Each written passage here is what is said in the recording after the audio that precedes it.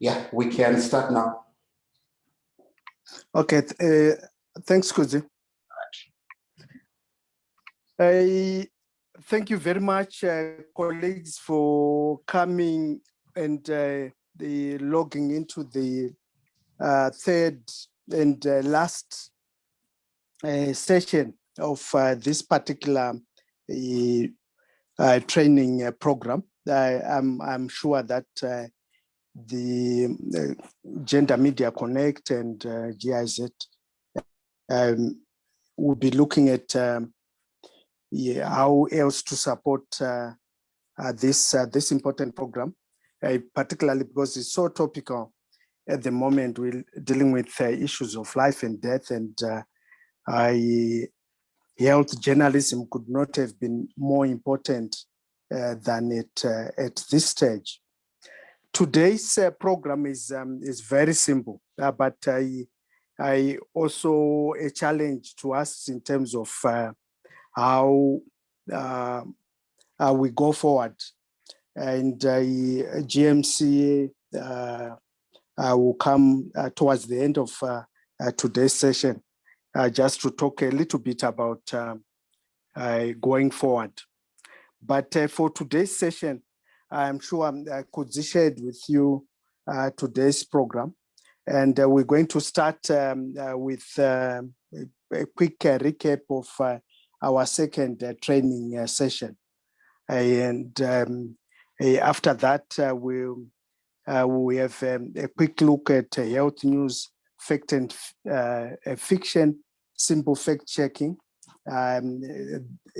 That's also some kind of recap, but very important in the sense that I think journalism and media must be playing a much more important role at this stage when there's so much to communicate, when there's an information overflow, and we need to be getting in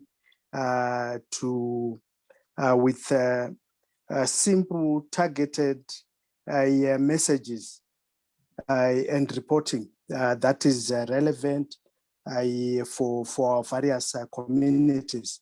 The information that is helpful for their welfare, and the media playing its role in terms of raising the level of transparency and accountability in the manner in which public health and public health issues are being managed, and but primarily with the aim of ensuring that we save life, we contribute to welfare. I think that's given to us in our current environment. So for today's session, I again welcome Nyasha has joined us. Hopefully she's able to say a little bit and to join Dr. Norman Matara at the end. Will be addressing us at around issues to do with health and how media can help around the issues. I can see you checking on your stuff. So just for a recap, anyone wants to before I pick out on names, I can I have volunteers just in 2 minutes to summarize some of the elements that we covered last week.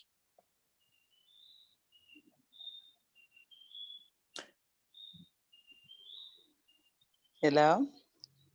Hello. Yes, Hello. Rosemary, please. Yes, I can hear you. Please go ahead. Okay.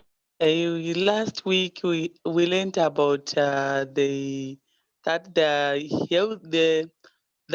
health reporting is the decision maker of the journalist to report because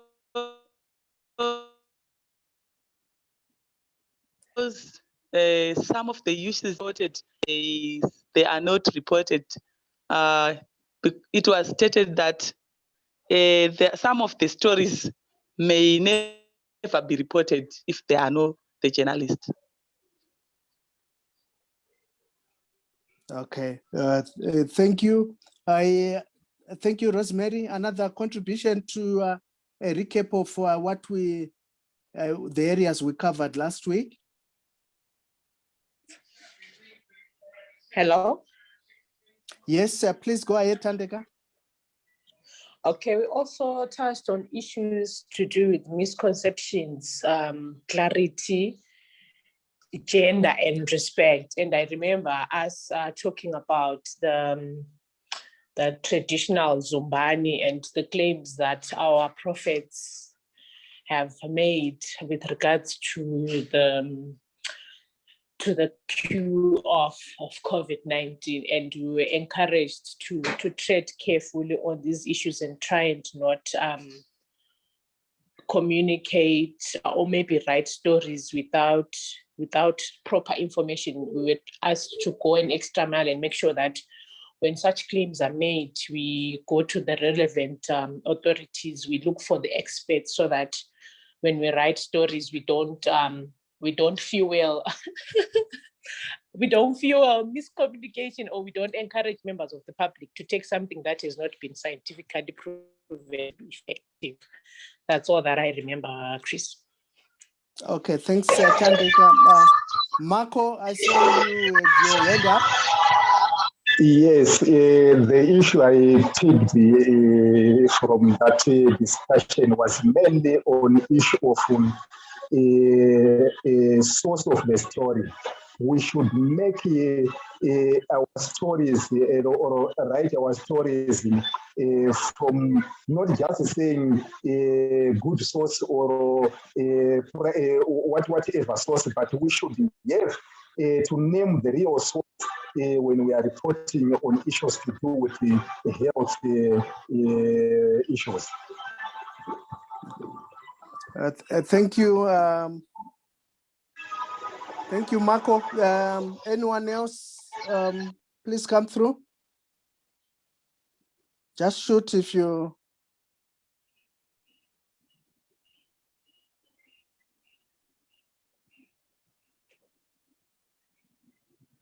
Hello, Chris. Yes, Ingrid, go ahead.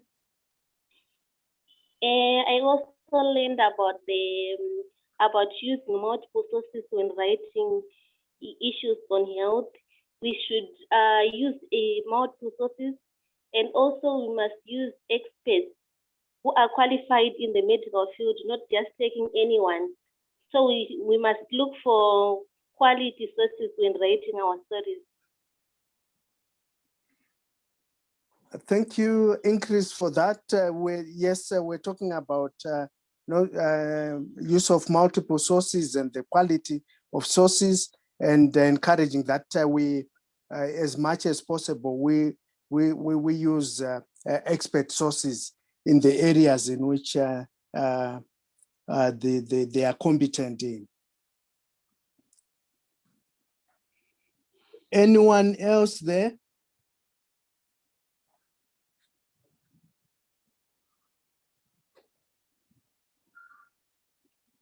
You remember I was making a contribution to a session that Vincent will join us a little later, but is coming through. That Vincent was handling, which is on the issues of numbers, right? And I was saying that we, as journalists, there's a tendency sometimes to fear numbers, but that we need to overcome this arithmophobia, right? The fear of numbers, because all we need to do in terms of when we see numbers and we have difficulties in interpreting them, get an expert to interpret that number for you. And then the challenge for journalism then becomes one of when that number has been interpreted, what does it mean in practice to the development of your story or a particular issue? This number has gone up, what does it mean? This number has gone down, this number is flat, what does it mean in terms of whether we're making progress, are we regressing, are you holding still, what needs to happen? The issues that matter to numbers. So please, again, from last session, don't forget that those numbers are critical for adding up to people's understanding of issues that we are covering, but that they will understand them a lot better when we have interpreted them, when we have used experts to try explain the elements. I thought maybe we are avoiding the numbers again because we have this mortal fear of numbers. Anyone wants to make a last contribution on that, and then we will move on to the next item on our.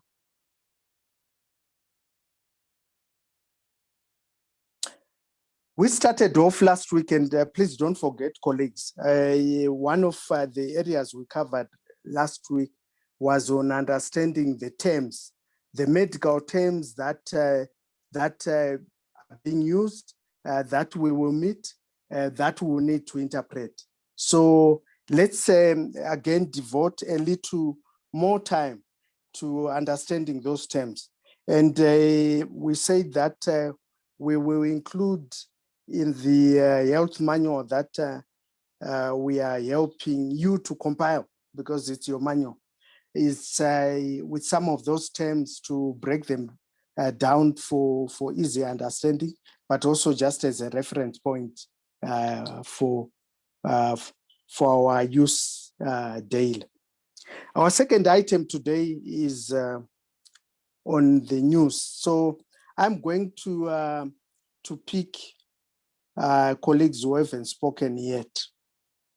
If you have difficulties coming through on audio, video, please go to the chat room and just make a contribution there.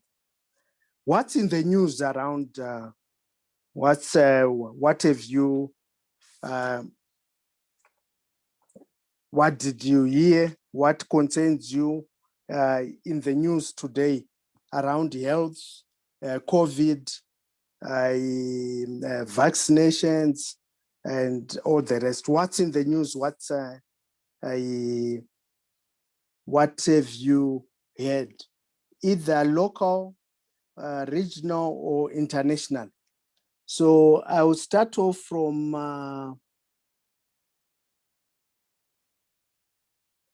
Wilson.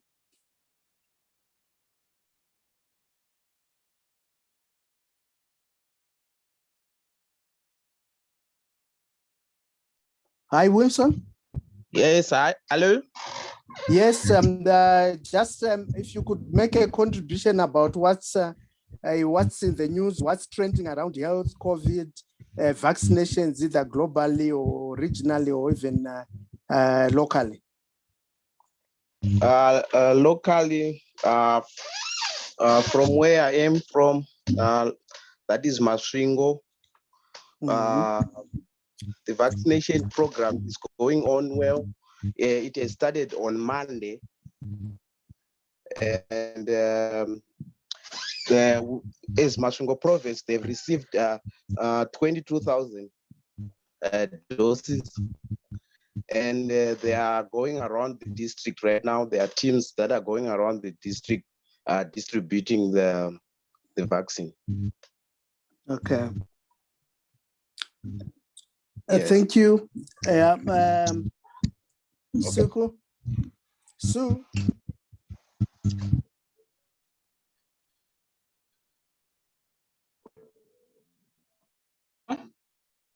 Yes, please welcome and make a contribution around what's in the news, what's around. Yes, we can hear you. You can hear me. How's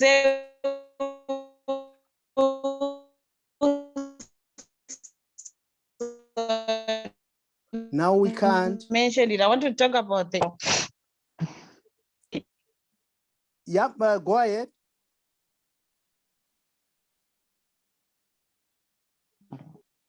I'm also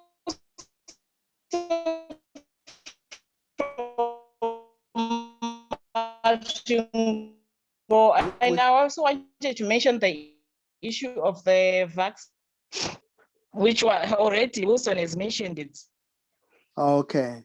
Chris? No, yes, I Hello? can hear you. Hello, hi, Sue.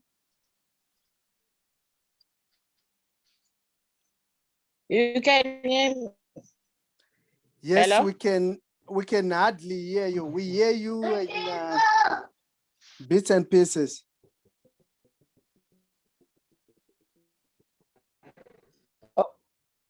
It's okay. So let me try. Okay, you can try. We got a contribution from Anastasia. Hi, Anna. Blue Way is on the third day of Synophm vaccinations on the vaccination program, and she'll be covering that today. And the city started a mobile vaccination program. In Bulawayo, she says there are 4 teams and they've set up 22 centers. But UBH and Mpilo is permanent vaccination centers for the whole program. That is supposed to take 10 days. And phase 2 of the first stage is set to start in the next 25 days. Thanks, Anna, for that contribution. I hope what we're learning from even that contribution that Anna has put out is to begin keeping diaries, a timeline about a timeline is a story in itself about what is planned. What it helps us to do is to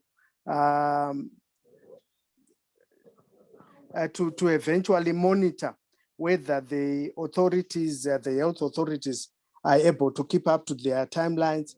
If they are not, what the difficulties are, and what is being done to address some of those areas. Thanks, Anna, for that. If Suku, if you have difficulties coming through, you can also just write in the chat room, and we'll be able to pick your contribution. Okay. Who else hasn't come through? Robin, you got your hand up. Please come through and welcome. Thank you very much. In Bulawayo again, they've made a call for journalists to come and get vaccinated for COVID-19. The council is willing to vaccinate all those who want to take part in the program. So it's something that I'm also keeping tabs on. Okay, thanks for that contribution, Robin.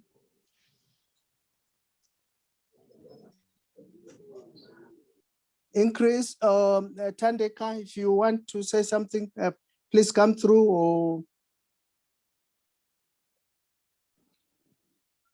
Okay, thank you. So my contribution would be on the timeline that you just spoke about, because I understand that government is saying they plan to achieve herd immunity in 2 weeks. I think I heard something like that. So I'll be more interested in seeing if they're able to achieve that goal.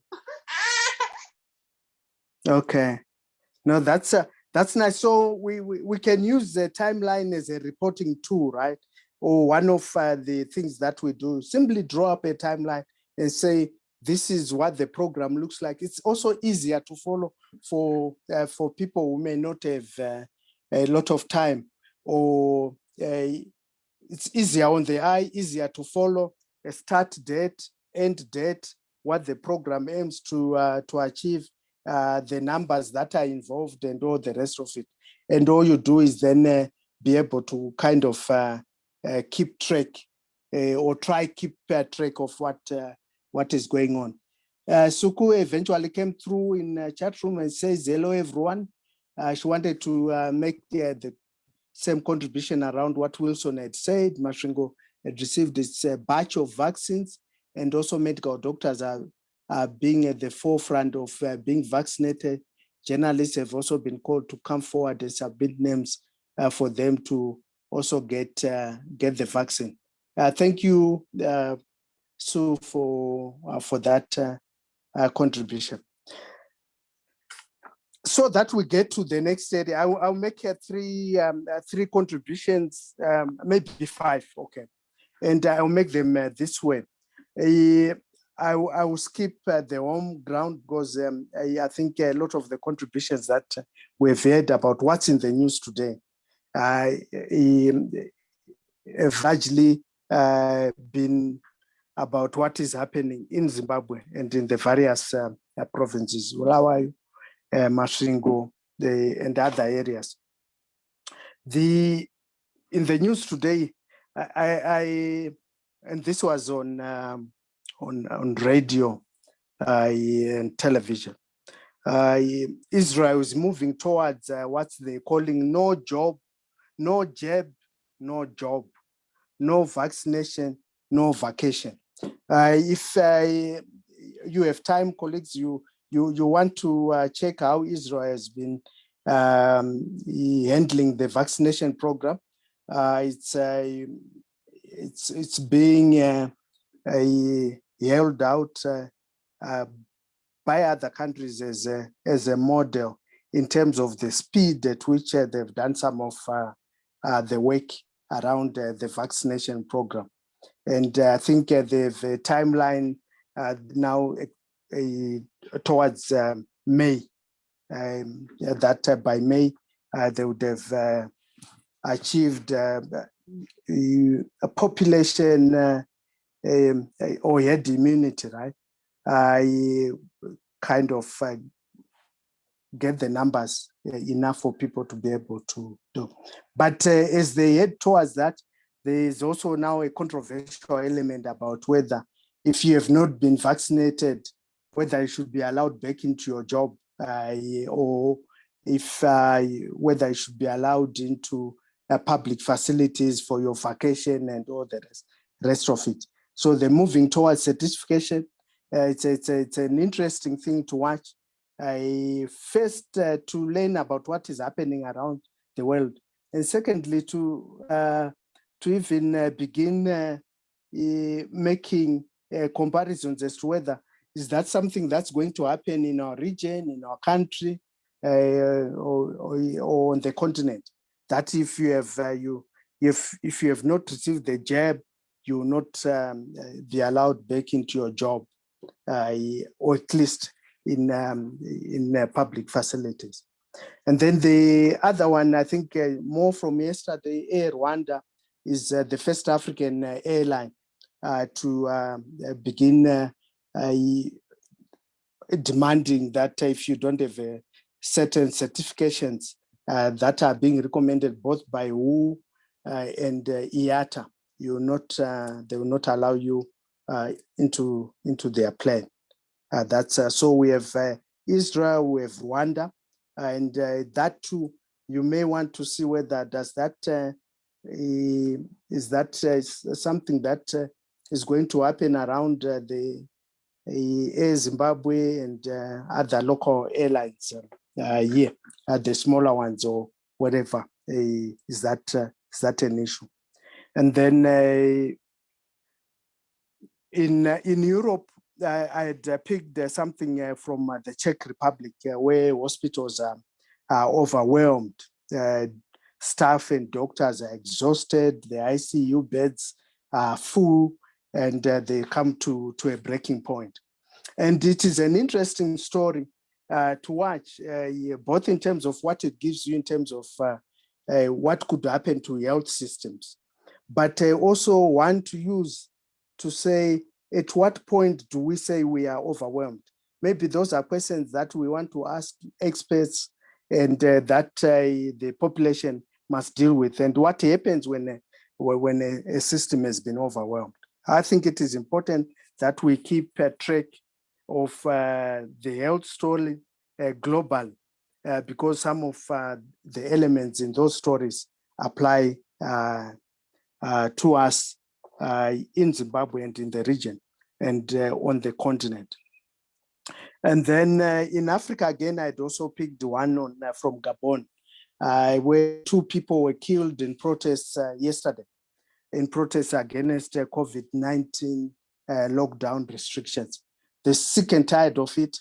They think they're not going anywhere. Their livelihoods have gone. So they were protests. And in order to, in the process of trying to contain those demonstrations, security forces killed 2 people. I'm sure we've seen demonstrations in Europe as well around COVID. I think in the Netherlands, they're now kind of easy. And then the third African story I picked on is there's a budget presentation by Finance Minister Tito Mboweni today in South Africa.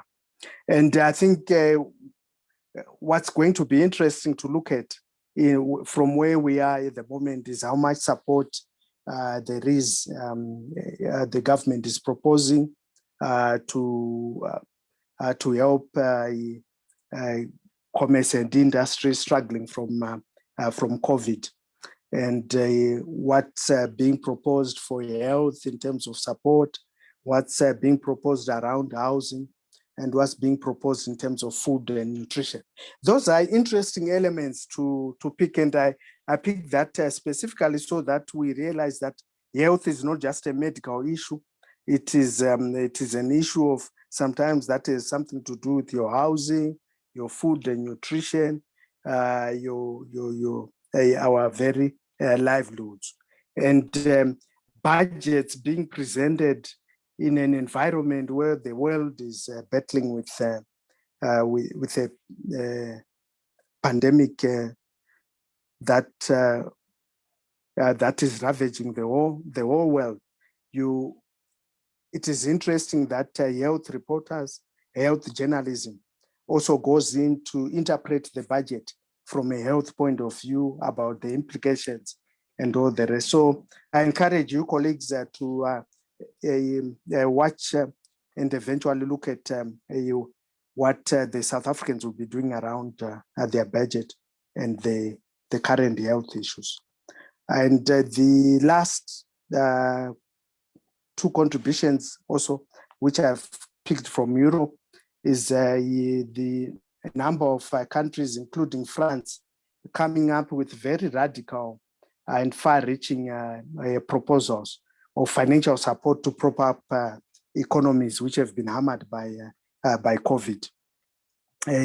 Hong Kong is looking at $15.5 billion, including giving ordinary citizens $5,000 vouchers to spend largely around food and all the rest of it. I know we have our social welfare systems there. So the lesson we are trying to draw from these colleagues is that when you see a story outside, think about it locally and say, how could this apply locally?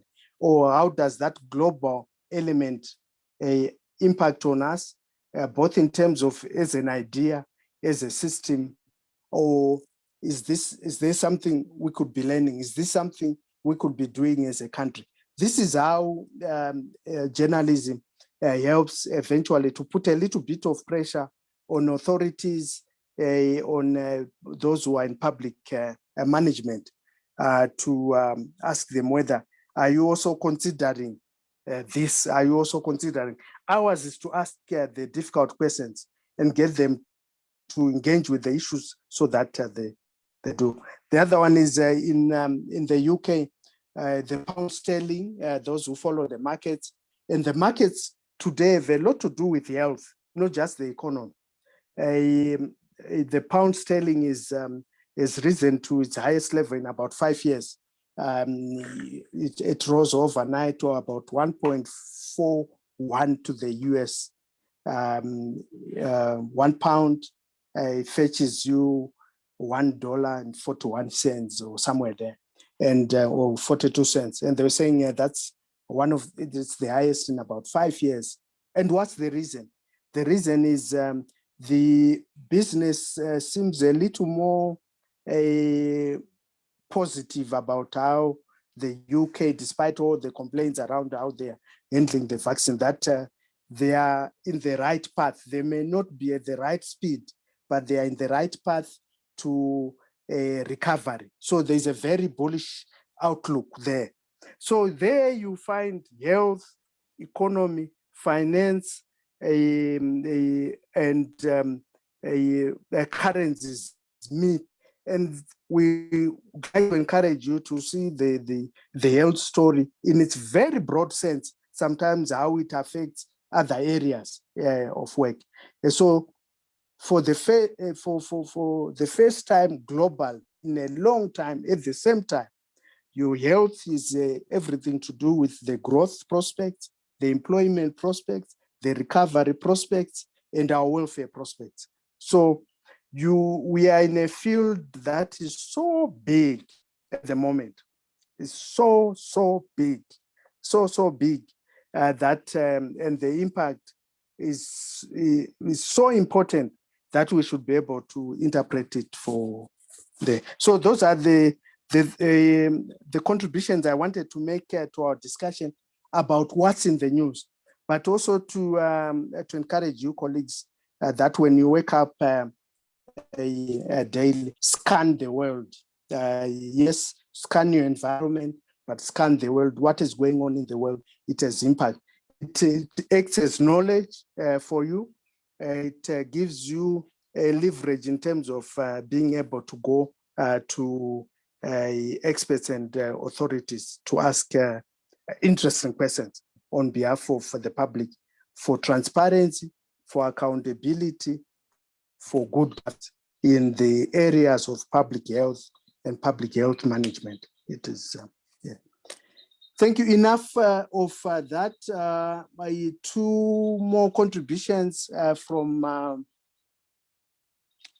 the other one was from Marco. People are not willing to take the vaccine due to limited knowledge and information from the authorities. I think this is something you picked, Marco, from Studio 7 last night, right? And then in Chirezi, I'm not aware so far of where and when the rollout starts. There's a platform for COVID-19, which is most of the medical and CPU members, but it has gone silent since the vaccination rollout began. We just had a very brief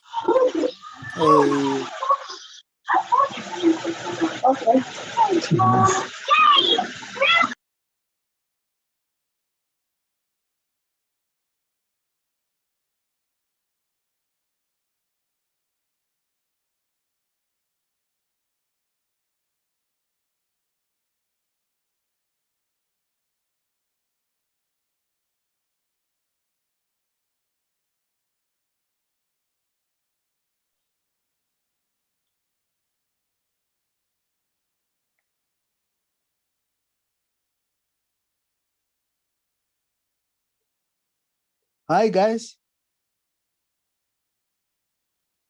Hello? Hi, Mr. Chinaka. Hello? Hi, can you hear me now? Yes, we can. You had gone on mute. I'd gone on mute. Yes, you are on now. You are on now. Okay, how long was I on mute? I think just for a few seconds. Of a few seconds. Thanks, thanks, Nyasha, for that. I saw that in the chat room. So thank you, Nyasha, for that. I'm not sure how I muted because the only other person who can mute me is Kudzi, and I suspect is the one who muted me. No, I'm joking. Thank you very much for that. So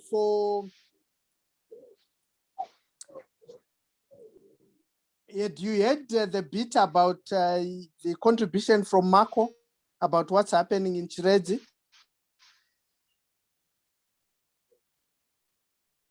Hello? Hello? I think that's where you went on mute. So maybe we can start back from there. Oh, from there. Okay, thank you very much. So in the chat room, Marco had sent a contribution largely on what is happening in Chiredzi. And they were saying that people are not willing to take the vaccine due to limited knowledge and information from the authorities. And I think it's quoting from Studio 7 broadcast from last night. And then also saying in Chiredzi, I'm not aware so far of where and when the rollout starts.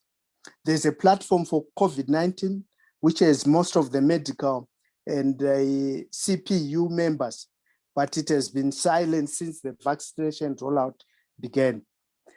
We just had a very short brief, I think, I wanted to say, by one of the doctors on another platform where you are saying the 200,000 doses, which I think Zimbabwe has received so far, were not supposed to be given as a solution, but on a trial basis.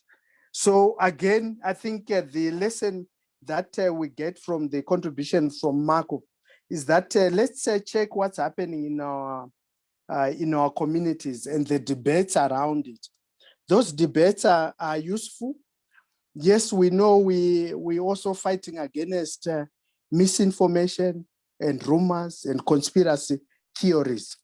But the fight against misinformation, disinformation, false news, false information, rumors, conspiracies should also not come at the expense of freedom of expression. I think we have as a media to recognize that people still have a right to express reservations when they have reservations. What we are simply being asked to do as professionals is that we don't interpret those reservations or expressions as facts. And this is where we want a little bit about fact checking. I think fact checking is more important around health issues than in many other areas. You can make, you can get false news about the qualifications of a candidate, and you choose that candidate and all the rest, and they mismanage your lives and all the rest of it. But it may not immediately kill you. But if we promote or don't engage against the spread of fake, false news and information when it involves health issues, the danger is that some people may believe that and begin acting on that information, which may be false, to the detriment of their own health or to the negligence of their own health. And it is important that fact-checking, particularly in the health issue, gets a special place. And that's why we have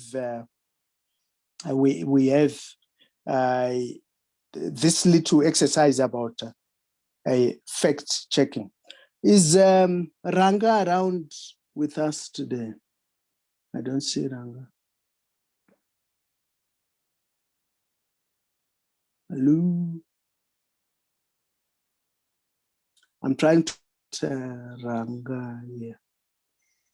I don't see him also. Did you send him an invite? I think I did. Let me just check. I don't think you did. I just check with him. But I would like him to come through and also now or later to make a contribution around fact checking. So just a quick skills about fact checking. What is it?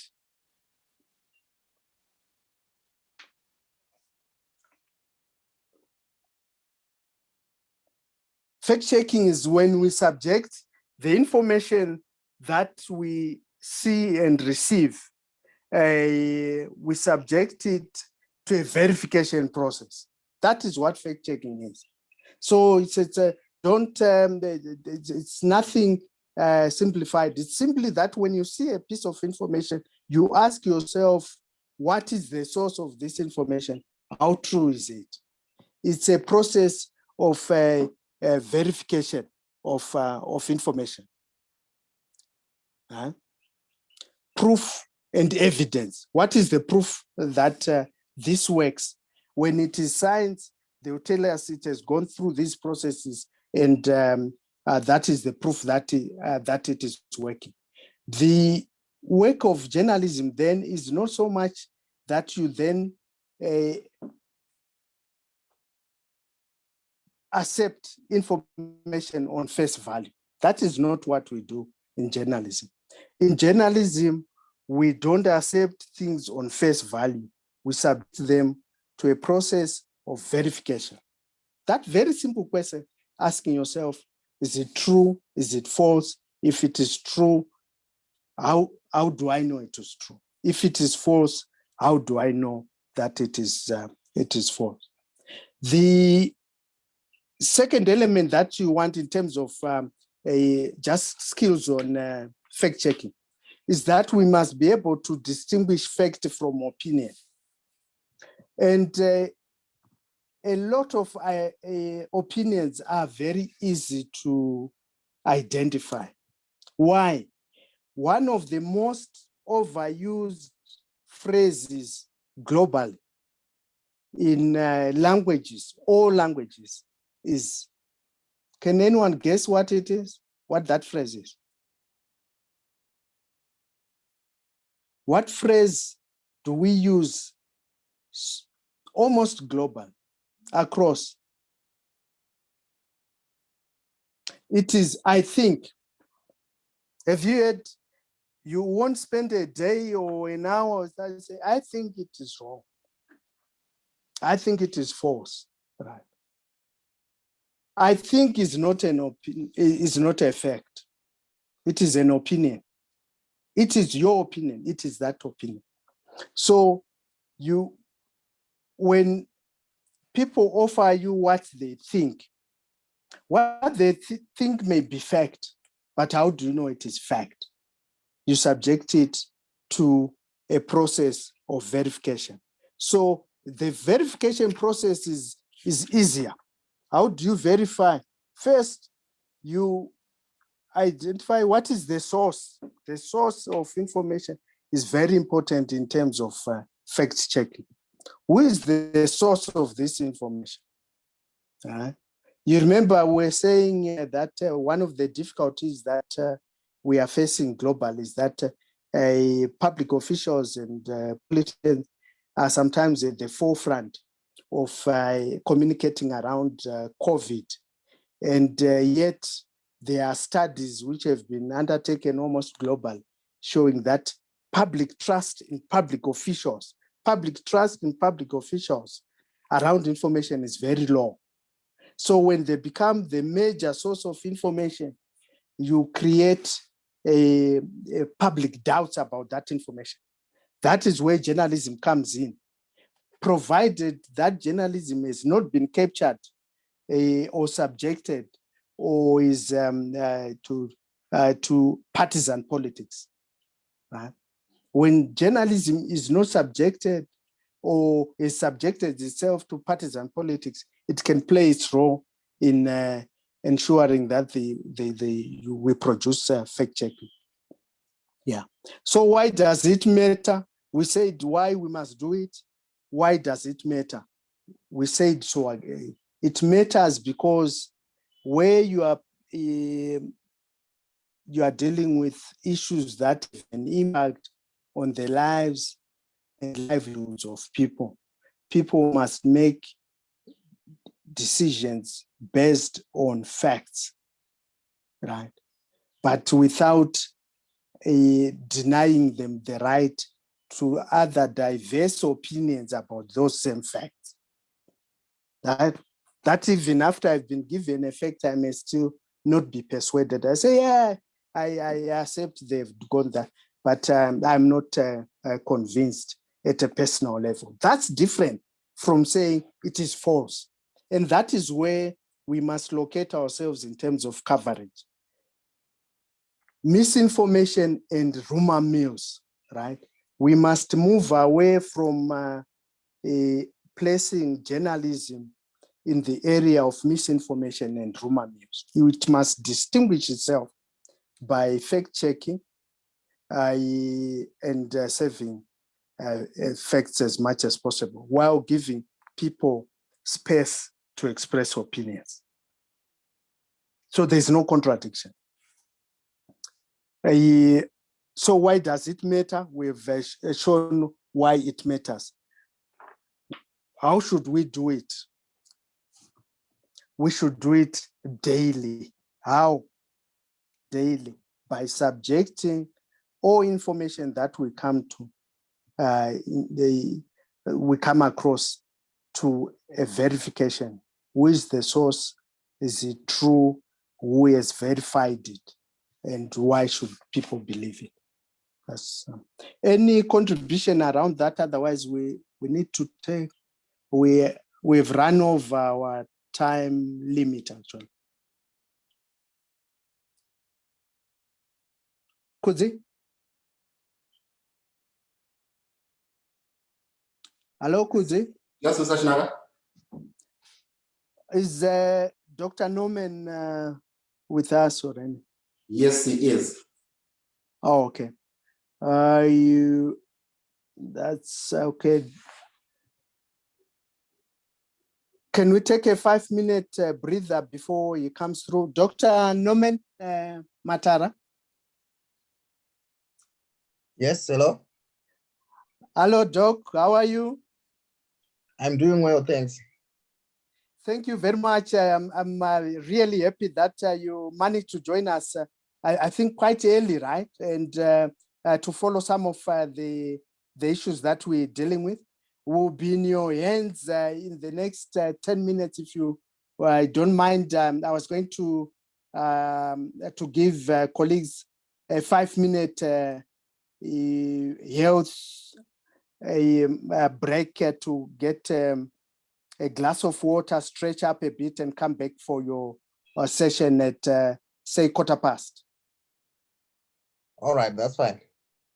Thank you, Doc, and thank you very much. Colleagues, please go get your cup of tea, coffee, your vaccine. The doc will ask you about that when if you take one that's not been verified. Stretch your legs, and then let's get back immediately for our special guest speaker for this session. Thank you, Doc, for the patience, but thank you also for joining the rest of our session, so you know where we are, where we're coming from, what the issues are. Exactly at 15:15, please be back. I'll be introducing Dr. Matara for the guest presentation, and then Kudzi, please make sure all the colleagues are back by 11:15. Noted, sir. I will do that. Okay, thank you.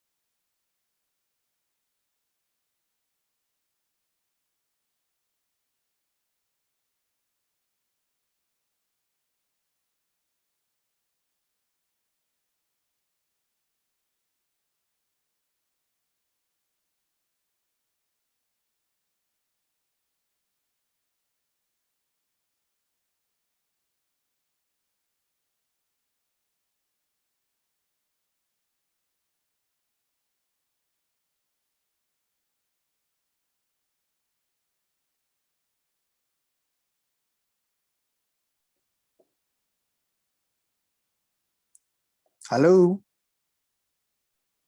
Hello. Hi, Miss. Hi, Kuzi. How are you? I'm good. We all back, I assume. Let me just check. 14 participants. Okay, still logged in. Thank you very much, colleagues, for getting back to the second and most important session of our training today, but also very important for the rest of the other two sessions that we have had before the first two trainings that we have had, workshops. This is important in the sense that we were talking about, if you're talking about the health story, you must find the health story in three major areas. The first major area is on the recipient of health, which is the population. What are their expectations? What are they getting? The second area is about those who manage the public health systems, even those who are in the private sector but offer health services. That is an area where we get the stories. But most importantly, we said we must find stories around health, medicine, and all the problems we're dealing with. Locate them to the experts. We have the honor today of welcoming Dr. Norman Matara, who has taken literally half his day today to be with us. Dr. Matara, what we have here, I think Vincent may have introduced you to them, journalists from across the country covering health issues. But we're in the process at the moment of refreshing their skills and their knowledge on an important area at a time when we are faced by this pandemic, which has become a matter of life and death for us.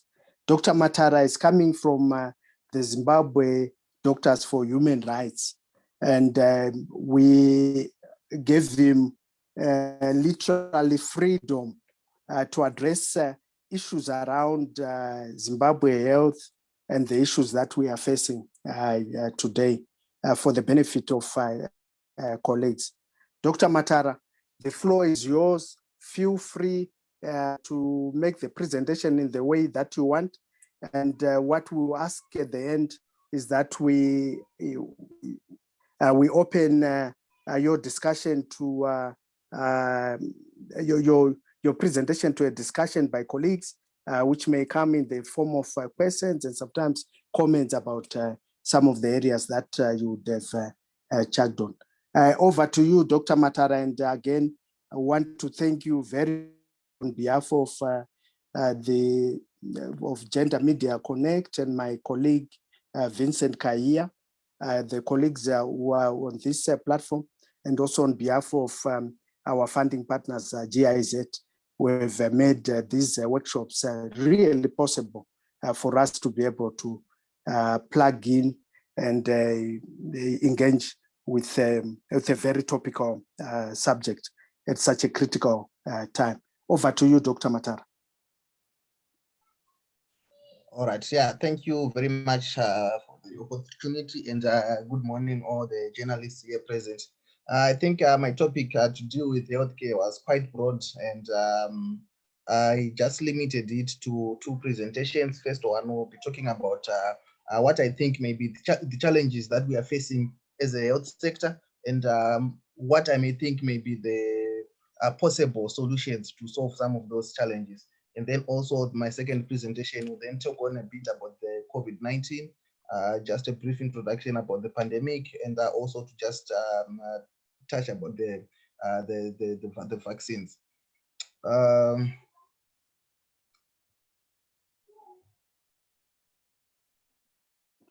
All right, so this will be my first presentation talking about health rights in Zimbabwe, opportunities and challenges.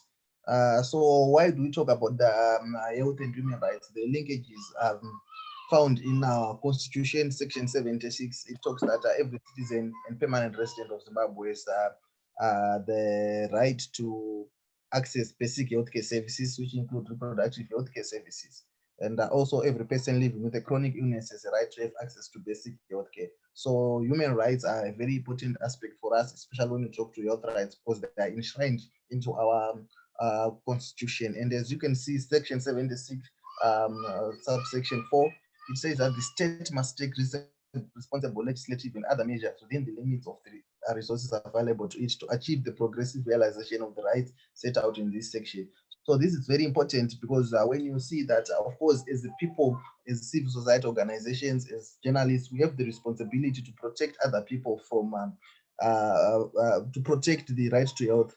But yeah, the constitution solely places the responsibility of that on the state. So it is the state's duty to make sure that the right to health is promoted and it is protected. And I heard earlier on people talking about that the healthcare is not just something which stands alone, but it has to be in synergy with other health as well. So this is also very important, as we can see that there are other linkages with other human rights as well. If we do not protect all these other rights, like the right to education, rights to information, freedom from discrimination, will also impact on them, on the health of individuals. For example, the right to freedom from torture. If someone is tortured, their health is also directly affected. So we need to know that in as much as we protect the right to health, we also need to protect all the other rights, as they linkages between healthcare and other rights as well. So the top 5 key challenges, I just summarized what I think. This is on my personal opinion about what may be the key challenges in Zimbabwe. The first of all is health workforce challenges. I'm sure you can see by the peak there, we actually have what we call perennial strikes in Zimbabwe. We actually joked around saying that we might actually need a doctor's strike week or doctor's strike day, because almost every year you will see doctors and nurses on strike. So the major challenge in the health workforce is industrial actions and work boycotts by health workers.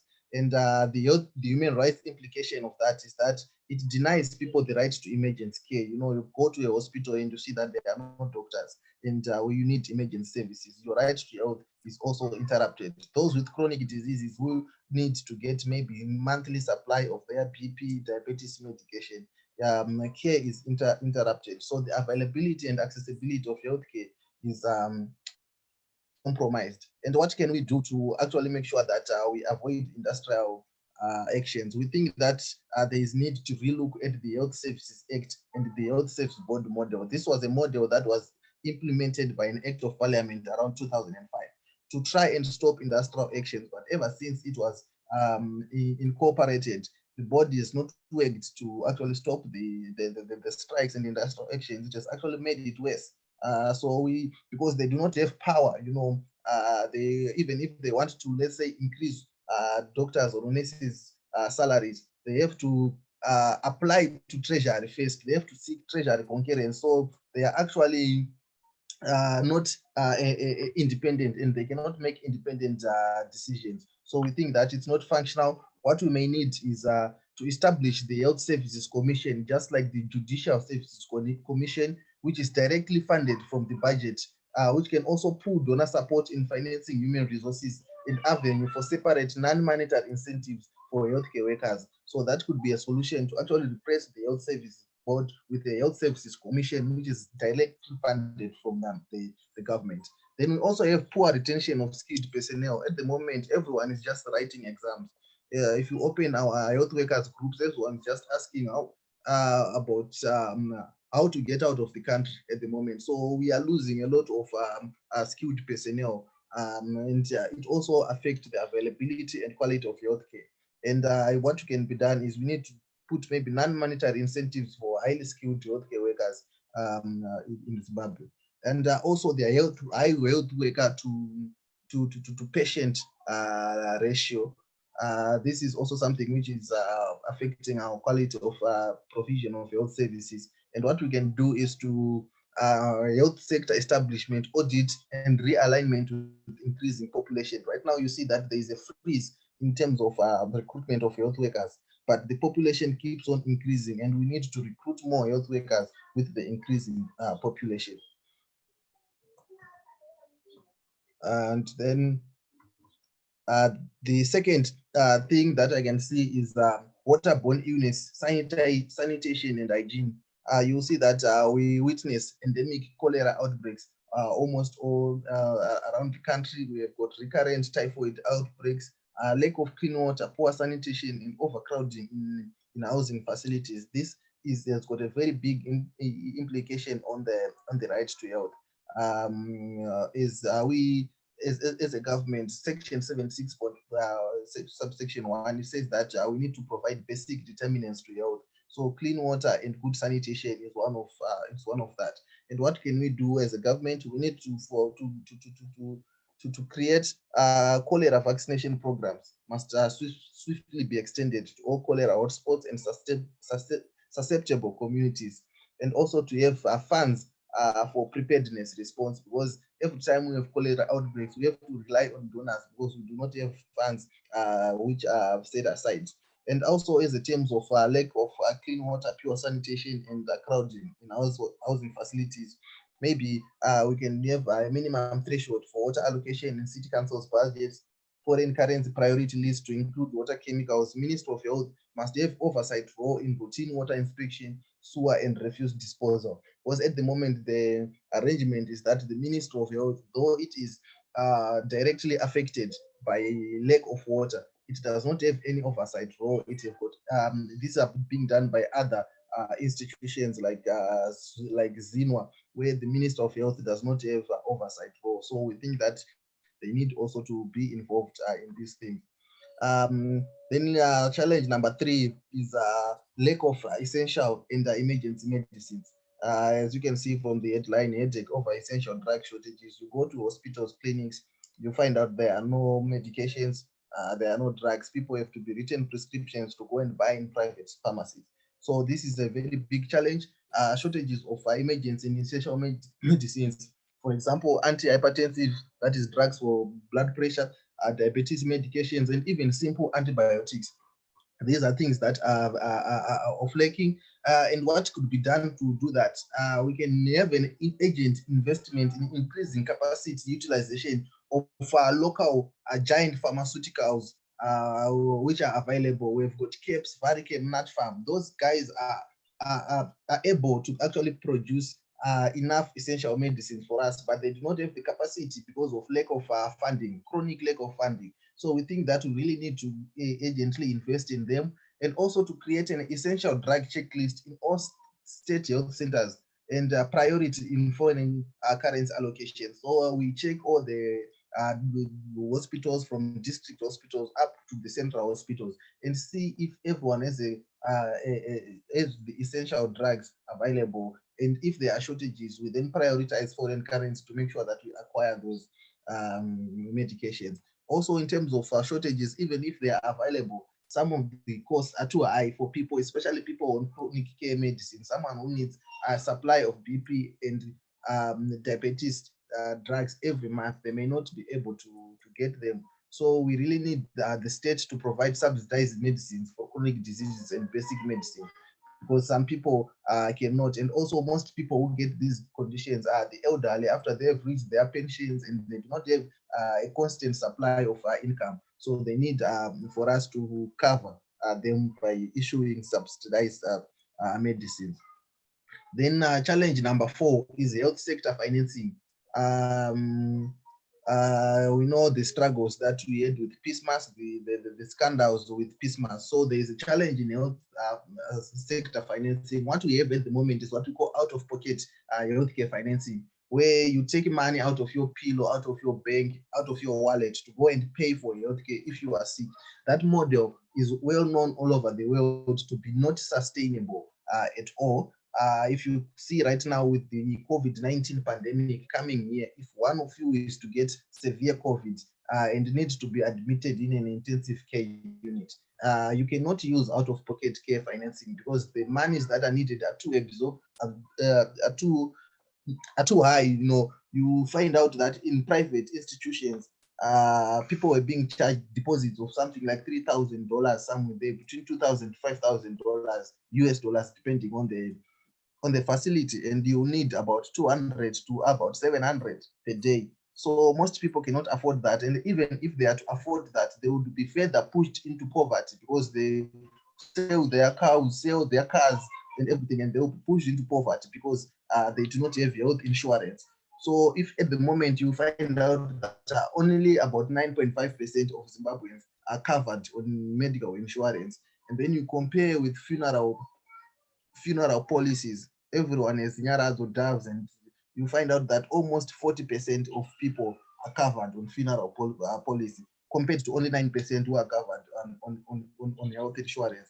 And then you look at why is that so, you find out that medical insurance at the moment is quite exorbitant. The prices that you pay compared to funeral policy, like Nyaradzo, they came up with a proper plans for people, so that even for as little as $4, $5, you can actually get a funeral policy. So we think that that could also be adopted to healthcare for governments to adopt a comprehensive state-funded health insurance policy financed by taxes, such that people pay a very small amount every month, which will be pulled to provide health insurance for people. And someone gets sick, they go to a state hospital, they then get treated either for free or for a heavily subsidized fee. We can also take use of community health insurance, which will be funded by the state to complement those on our private sector funded health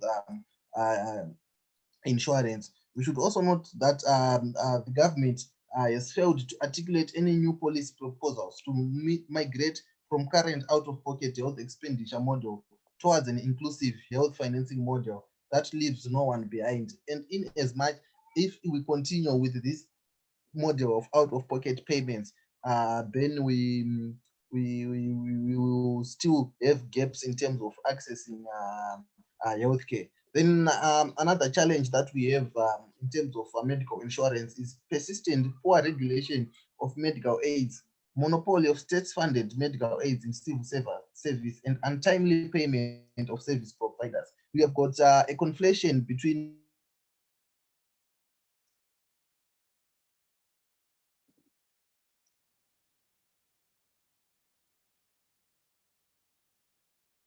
a health service provider also provide.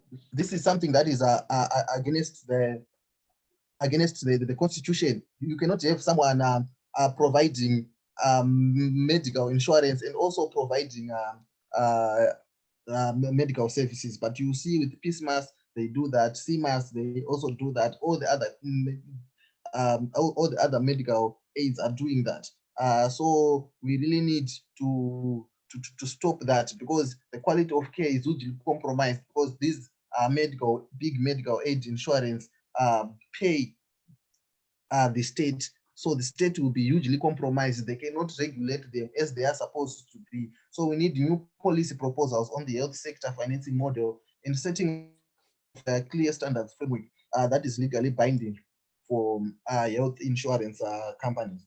And then lastly, what we see which is affecting the right to health of people is post-election violence, displacements, and the health consequences that we get from the violence that was usually happening in the country. Of course, with COVID-19, we've seen that violence was not really recorded, especially in 2020.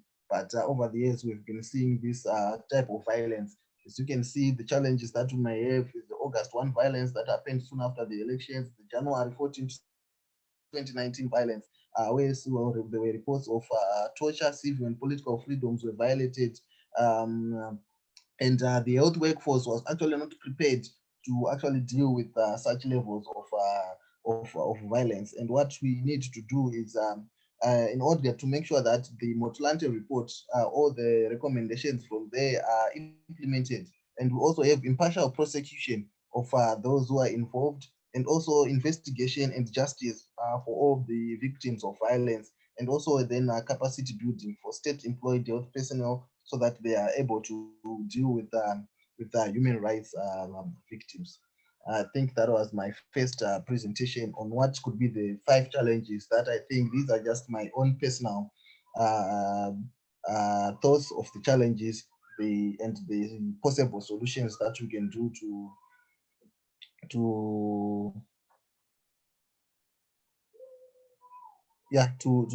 solve the crisis in the health sector. Then I will then go to the next discussion. Doctor, just before you come in, colleagues, if you have questions, please write them down either in the chat box or on your pieces of paper, so that we allow Dr. Matara to go to his next presentation, and then we have a discussion once he has finished. Thank you, Doc. All right.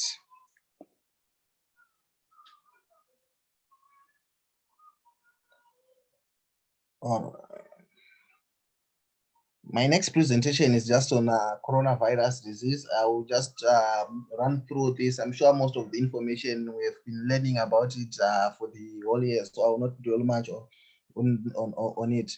So as we know, with COVID-19, it's just a large family of viruses that cause illnesses ranging from common to more severe disease, such as Middle East Respiratory Syndrome, which was known as MERS-CoV, and then severe acute respiratory syndrome, which was known as SARS-CoV. And then now we have the new one that we call SARS-CoV-2, because it causes severe acute respiratory syndrome, but it's the second type of coronavirus that causes that. So we call it SARS-CoV-2. So they are known that we've got many coronaviruses that are circulating in animals and have not yet infected humans. So we might still continue to get more coronaviruses in the future if they pass from animals to humans. Almost over 40 viruses are known to be infecting humans. And if something goes wrong, so they are known to be affecting animals, I mean. So if something goes wrong, they become zoonotic, meaning that they spread from animals to humans, and then we have human-to-human transmission. This is what happened with the SARS-CoV-2, which causes COVID-19 disease. So as I said, the virus is named SARS-CoV-2, and the disease is COVID-19. So we all know it was declared a pandemic on the 11th of March by the World Health Organization. So this is a diagram just to show the structure of coronavirus. On the left, where you see some purple spikes coming out, that's why we call it corona, because we think that at the end it's more like the crown. Those spikes looks like the crown, the spikes of a crown. That's where the word corona comes from. And of a very important specter is to look at those yellow things called which are written S2 on the human cell. Those are what we call receptors. So those receptors are what those spike proteins bind to for them to be incorporated into the human cell, because a virus only lives intracellularly, that means in the human cell. So you have got what you call a lock and key effect. Those purple spikes, the spike proteins on the surface of the COVID virus, they bind to that receptor on the human cell, and then that receptor will then absorb a process which we call endocytosis, absorb the COVID-19 virus or the coronavirus into the human cell, and then you get infected. On the right is the simple diagram also showing what happens. The coronavirus attacking to the receptor, which is the yellow thing on the left, it gets absorbed into the cell process called endocytosis, and then it starts producing its DNA once inside the human cell. So this structure that you see on the left is actually very important, because that is where scientists are working on trying to produce antiviral drugs. So the antiviral drugs are trying to stop this process of the virus attacking to this yellow receptor so that it doesn't go into your into your human cell. So you need to understand the skeletal structure, because that is where the drugs to kill the virus are being tried. No drug is being produced at the moment. And also you need to understand these surface proteins, these spiked purple things, because they are very unique to this SARS-CoV-2. And this is the science behind the vaccines that have been produced. So when we talk about vaccines, we need to remember this structure, these spike proteins that I'm talking about, those purple things, because we'll talk to them quite a lot when we talk about vaccines. So like I said, the structure is like a key and the body is the lock. So that's where antiviral drugs are being targeted at the moment.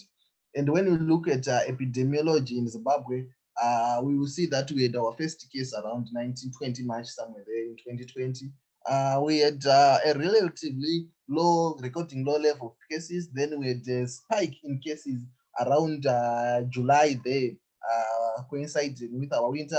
The cases peaked, and then the cases dropped again after 10 September, only for the cases to start to rise around late November and peaked around mid-December and early January. That's when we had our highest cases, where we recorded almost about 1,000 cases in one day. So you will see that this peak coincided with the discovery of a new variant in South Africa of the COVID-19. The new variant was more transmissible, meaning more people could spread it. That is most likely why we had that peak. And also it coincided with the Christmas holiday, where people were traveling around the country. Also, there was a lot of movement around the South African border, with many Zimbabweans coming back home. So that could have caused the more transmission and the increase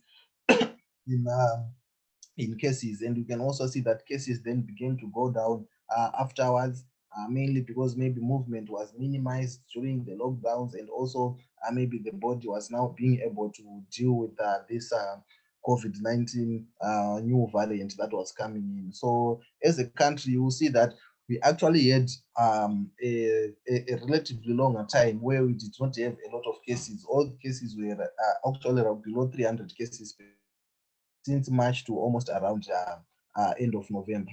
But we faced a big problem when we had this increase in cases, mainly because we could not prepare for a sharp rise in cases. And this is something that we really need to reconsider as a country, that we need to make our preparedness much better, because we had time to prepare for such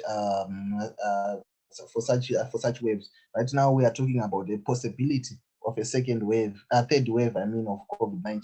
So we really hope that our officials are really prepared in case we have a third wave as it is being anticipated. So what are viral mutants? So viral mutants are a change in the viral genome of a virus. You know, a virus is constantly trying to evade the immune system.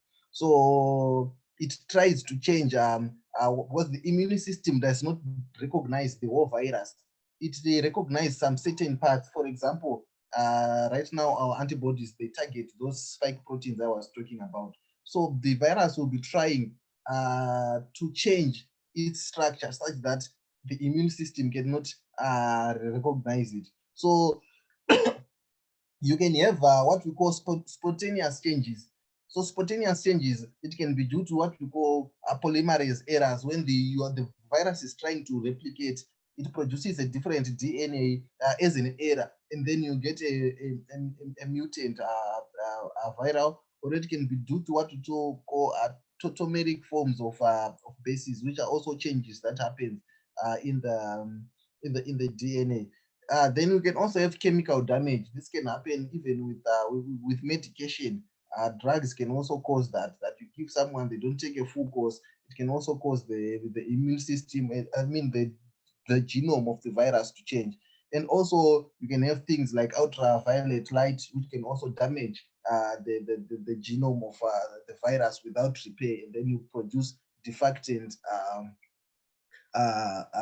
mutations. So there are three types of, almost four types of mutations that we get. We've got what we call point, insertion, and deletion mutation. So what we call that, you can take an example of a ladder, because the DNA is sort of like a ladder. So those the steps that you step onto, those are the genome that you get. So when you've got point, we are just saying you've got a red ladder, right? Those steps that you step on a ladder, they are painted red. And then a point mutation, it means that it just changes color from red maybe to blue or to green. Then we say the virus has mutated. The structure is still the same, but it has changed the color of those steps that you step on. So it's a mutation, it becomes a different virus. Then you on those steps that you step on the ladder, you had 10 steps. So insertion, we insert 2 more steps to make them 12. So that's again a mutation in terms of a virus. And then we've got what we call deletion. We're actually deleting those steps. Let's say we had 10, we delete 2, we come up with 8. Then it's another mutation. Then we've got what we call recombination. This is when 2 different types of genome come together to produce one thing.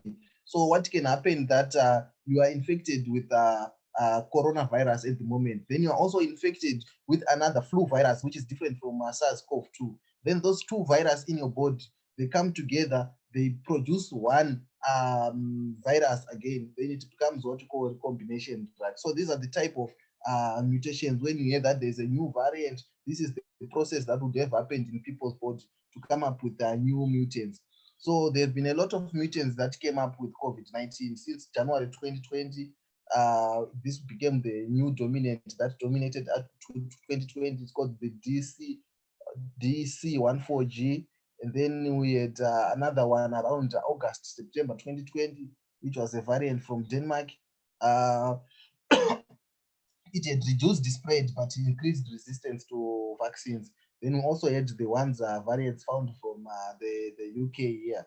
And then we also had in 18 December around, it was reportedly, there was a variant called SA501YV2. So these numbers, they are just at the points where the mutation changed, because all those ladders I was talking about, they've got names when you are pulling out the genome of a virus. So that is where the mutation would have happened.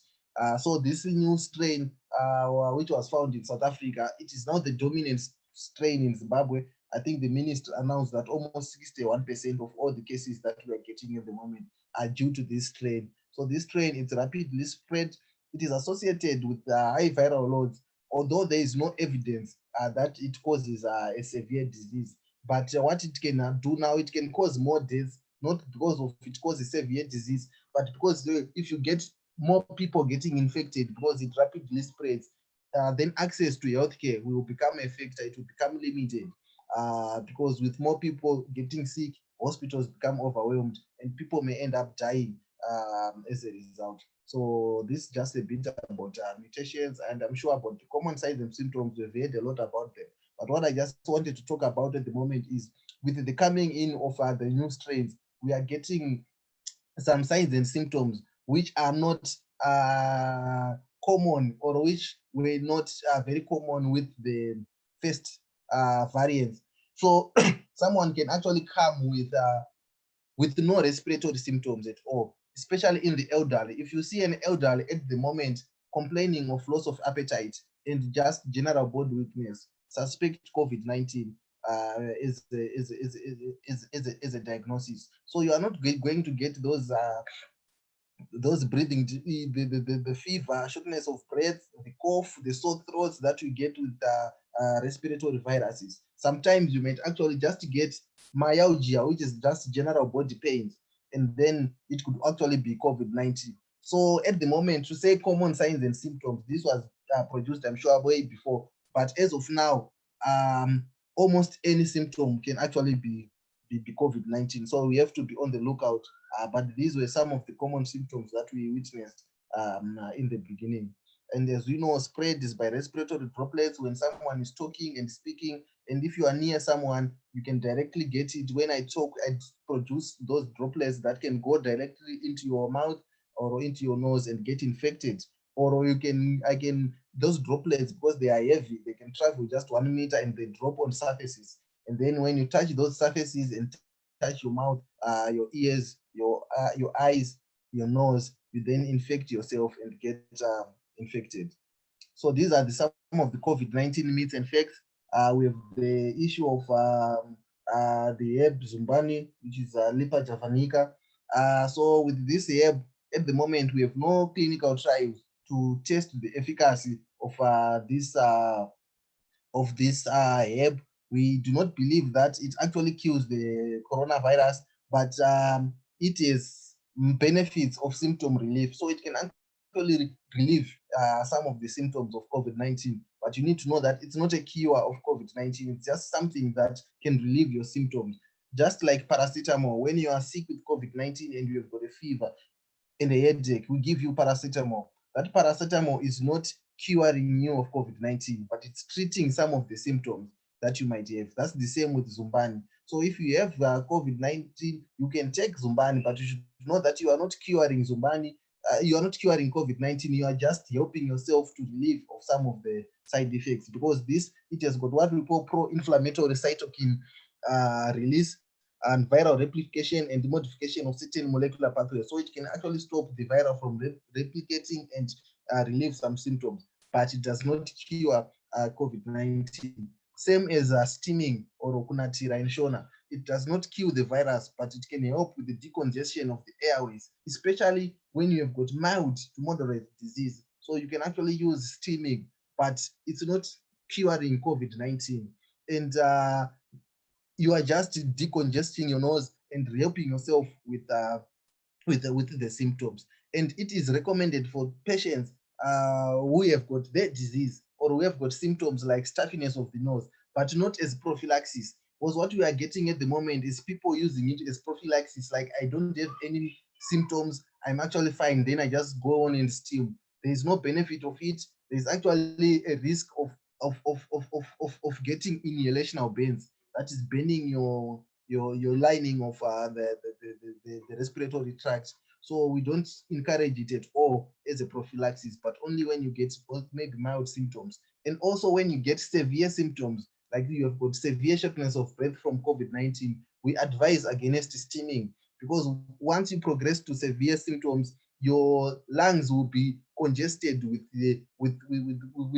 I can say water, but yeah, you know, the fluid in your lungs. So when you steam, you increase that fluid in your lungs, which can cause you to suffer more hypoxia, which is lack of oxygen, and you may die from it. So when you've got severe disease, we advise against steaming. When you do not have any symptoms at all, we advise against steaming. But when you have got mild symptoms, you can steam to decongest the airway. Also, we do not encourage steaming in young children at all. Don't steam in young children. There is a risk of burning. We are seeing young children coming in with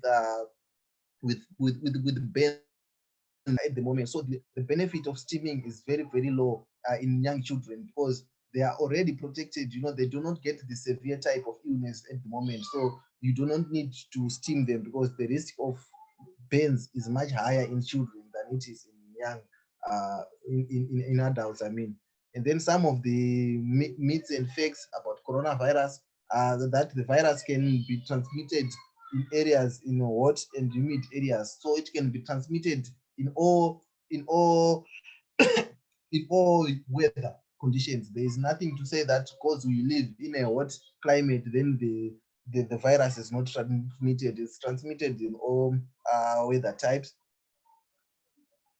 So some people would say snow kills the virus. There is nothing like that again, because the human body temperature is maintained at a certain degree. So someone who is in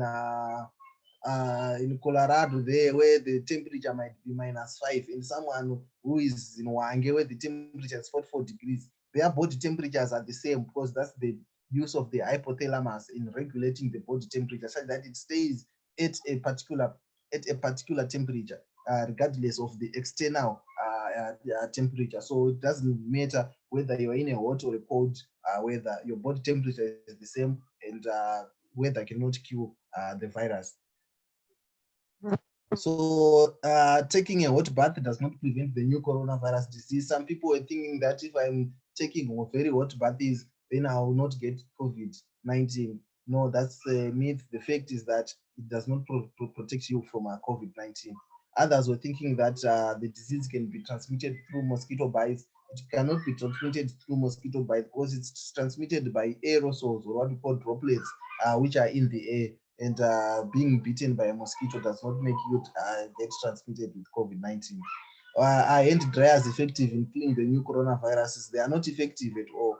The heat that they supply is not very high to actually kill the virus. So that's why we say people should sanitize with an alcohol-based rub. So what alcohol does is that the lipid, the surface of the coronavirus has got a lipid layer which dissolves in alcohol. So that's why we say use an alcohol-based sanitizer, which has got at least 70% alcohol. That is the only thing that can kill it. So 70% and above can actually kill the virus. And that is why, again, some people were asking, so if we are saying alcohol-based sanitizer, so if I drink alcohol, I can kill the virus. No, you cannot, because the percentage concentration that you need is almost 70% and above. And as you know, there is no safe alcohol that has got a content of 70%. You know, with the lagers, the percentage is around 4 to 5 to 6, and maybe with the whiskeys around 40%. So if you are to drink something with 70%, it will actually damage your liver and you can die from that. Then again, ultraviolet light, the ones which are used by barbers, and they cannot sterilize the SARS-CoV-2. And again, when we're talking about temperature and getting your temperature checked, they do not detect people with infected with coronavirus. They are not a test for coronavirus. They are just a test to see if you've got a fever. And the fever, which is the high body temperature, is one of the signs of COVID-19. So it's a screening tool, but it's not a diagnostic tool. You can have a normal temperature, but be infected with COVID-19. Can spraying alcohol or chlorine all over your body kill the new coronavirus? No, you cannot kill SARS-CoV-2 with spraying yourself with alcohol or chlorine. Can regular rinsing your nose with saline help prevent infection? Again, there's no evidence that it can prevent COVID-19. What about eating garlic? I've heard people eating garlic and other ginger, lemons and things like that. So those things, there are things that contain some what we call antimicrobial properties. They may actually be good for your immune system, but however, they do not stop you from getting COVID-19, and they do not treat you from getting COVID. They don't treat you from COVID-19. So you can then just use those things. I'm not saying you should not use them. You can use garlic, you can use ginger. They are just good for your system, but they may not protect you from COVID-19. Don't say because I ate garlic, I will not get COVID-19. Then antibiotics. Antibiotics do not work against viruses. I've seen people taking azithromycin as a prophylaxis. You are just creating antibiotic resistance in your body.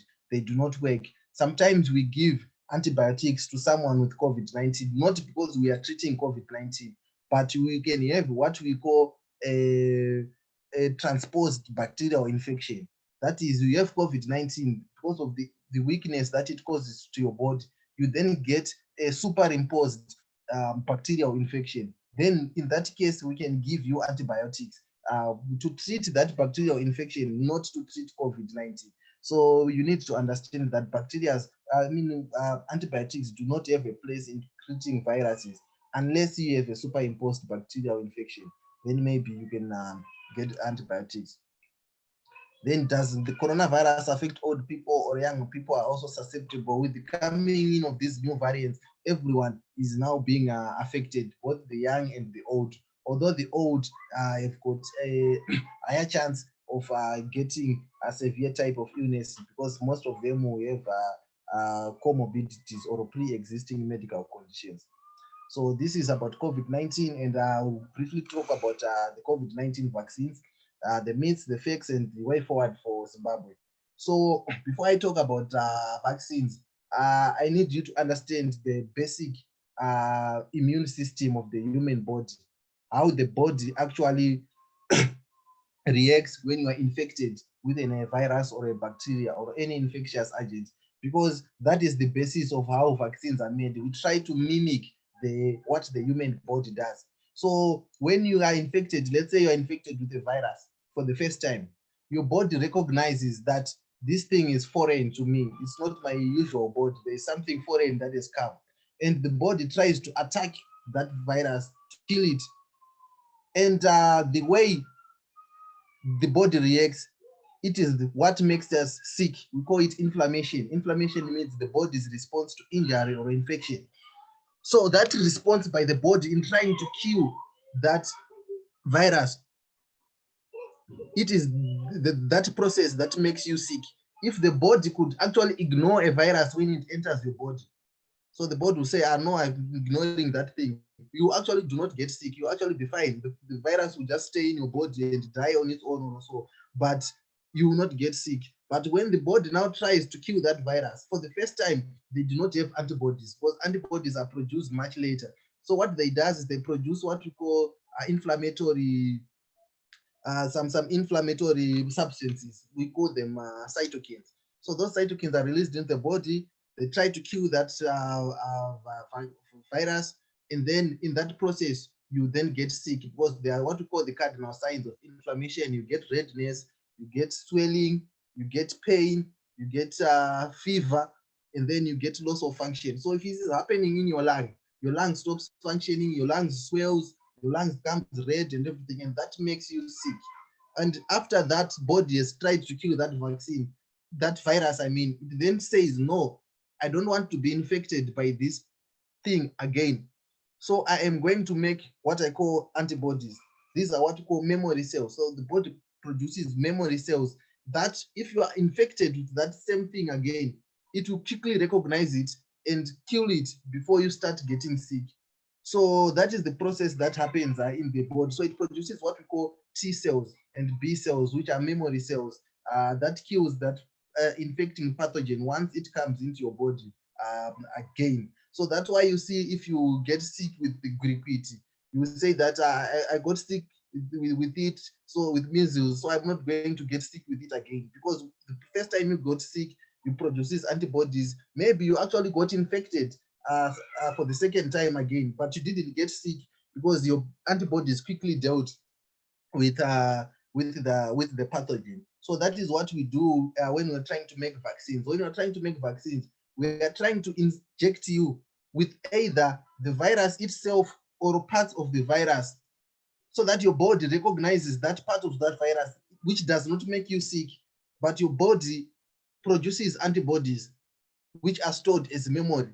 So in the future, when you are now then infected with the real coronavirus, your body already have those antibodies and you do not sick. You might get infected, but you do not get sick from COVID-19.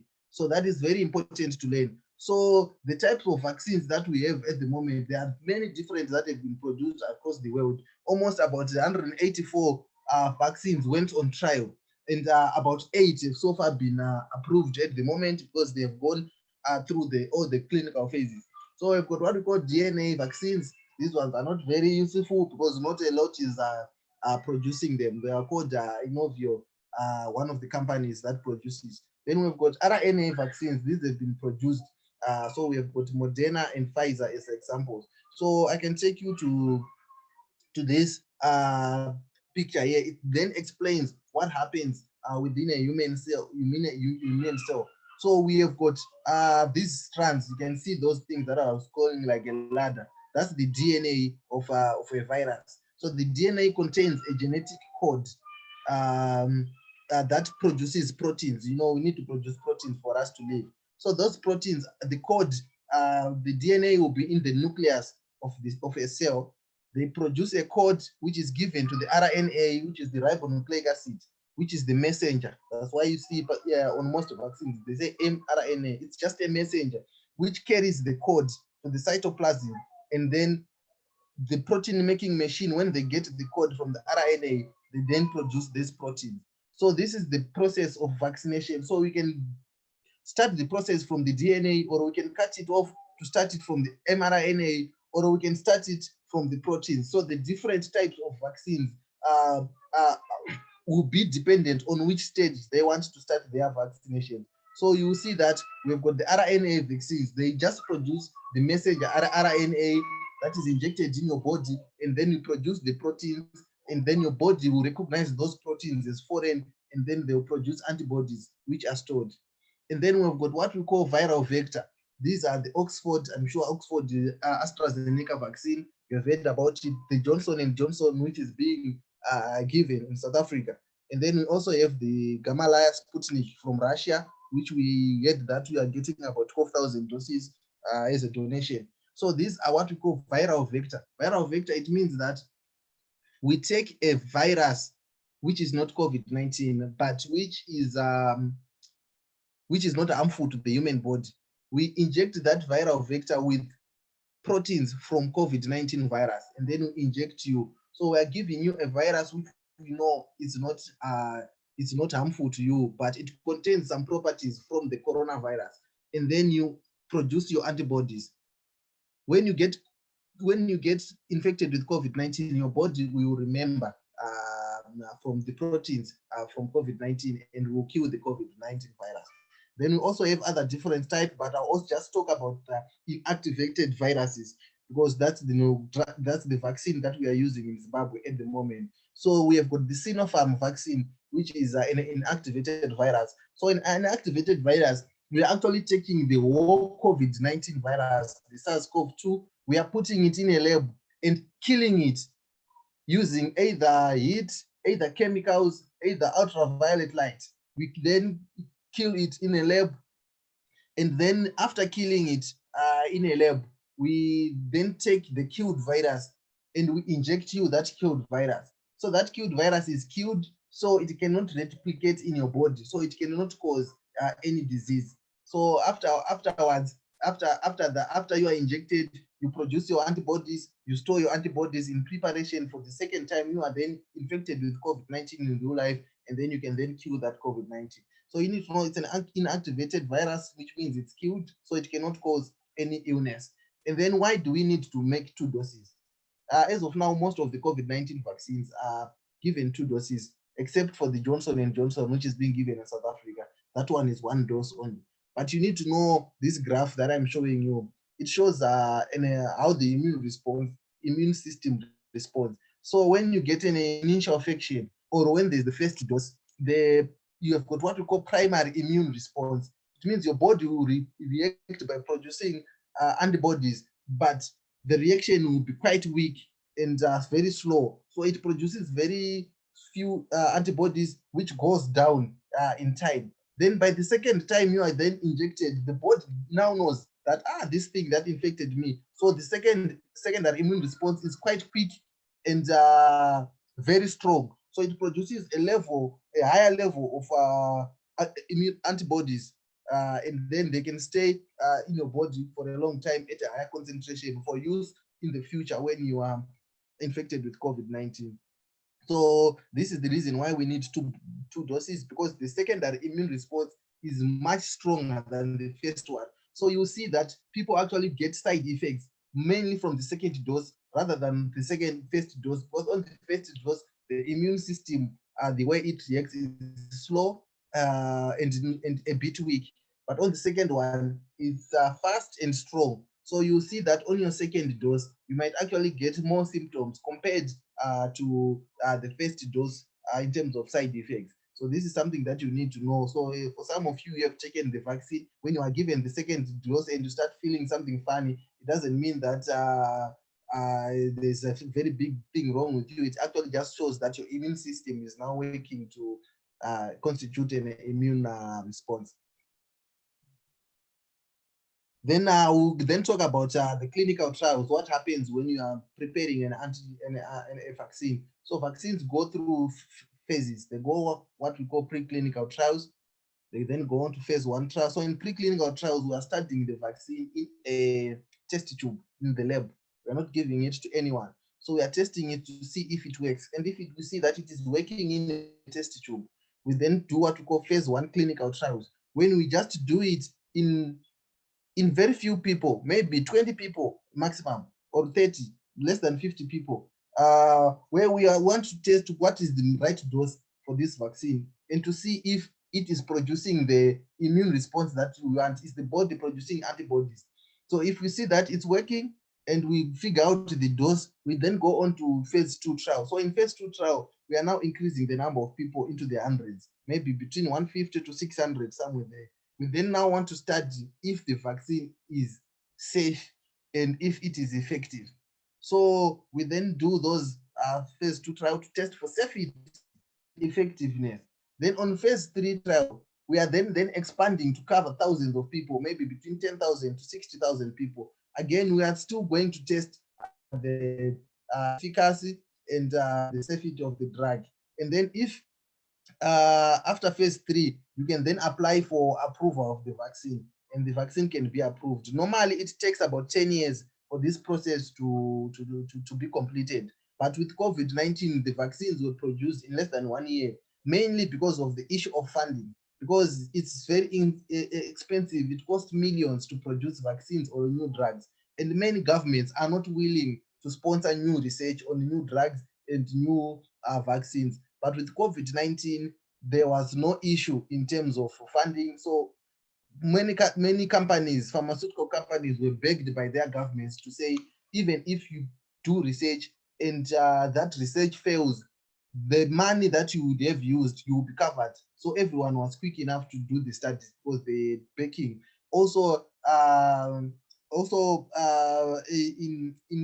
you also need to also know that under pandemics or when you have got an emergency, you might not need to do all the phase 3 trials. Even with results from phase 2 trials, you can actually apply for what is called emergency use authorization, EUA. So the Synopharm that is being used in Zimbabwe, it's not an approved drug yet in Zimbabwe, but it's a drug which is under emergency use authorization by the Medical Control or Medicines Control Authority of Zimbabwe. So it was given emergency use authorization, which means that we then use it. And whilst we're using it, we are still to do research to see if the drug is working or not. If there are some side effects or adverse reactions that are recorded, they might cancel that emergency use authorization to say, no, we are not going to give this drug anymore. But if we find out that it's still working safely as of right now, most people have been given safely, and if you see that it's inducing an immune response, they can then apply for full approval. Then it can be approved and given full approval. So I heard a lot of people commenting about this. So what the government of Zimbabwe did in terms of rolling out the vaccine is anything which is not out of the world. It's anything which is scientifically correct, because any drug that shows 50% effectiveness or more in phase 2 trials can be considered for emergency use authorization. So with Synopharm in phase 2, it actually recorded almost 79% effectiveness, which is 29% more than the threshold of 50%. So it could be considered for emergency use authorization. That's why it was granted that. And also, when you are now talking about the vaccines, there are some myths that I'm going to talk about. First of all, that the vaccine can affect women's fertility. That is wrong. This is a myth that came about because one of the receptors which was done on the vaccine is equal or is similar to one of the receptors found on the placenta, where the placenta attaches to the uterus. So people were thinking that this vaccine might actually cause infertility in women, but it's a myth. There is no evidence that it can cause that. If I've already had COVID-19, I don't need a vaccine. That is also not true. Even if you had COVID-19, you still need to be given the vaccine, because the vaccine have got what we call adjuvants, which makes your immune system to be much more powerful than it was in the natural immune system. Because we see that even with people getting COVID-19, their antibody titers are going down after about 6 weeks, and people are getting reinfected for the second time. So you actually need to be vaccinated. Then again, researchers rushed the development of the COVID-19 vaccine, so its effectiveness and safety cannot be trusted. This again is a myth. The safety of a drug is not about how long it takes, but it's about the evidence coming in from phase 2 trials. So as long as the evidence is there that it's safe, you can actually use it.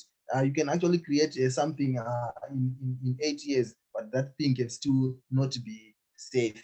Then again, getting the COVID-19 vaccine means I can stop wearing my mask and taking coronavirus precautions. At the moment, we do not know how long the vaccine is going to protect us as individuals. So, and also when you get vaccinated, it doesn't mean you stop infection. You can actually get infected, but you will not get the disease. So I may get infected with COVID-19, but because I am vaccinated, I don't feel sick, but I can pass that virus to other people who are not yet vaccinated. So I still need to be taking my COVID-19 precaution measures.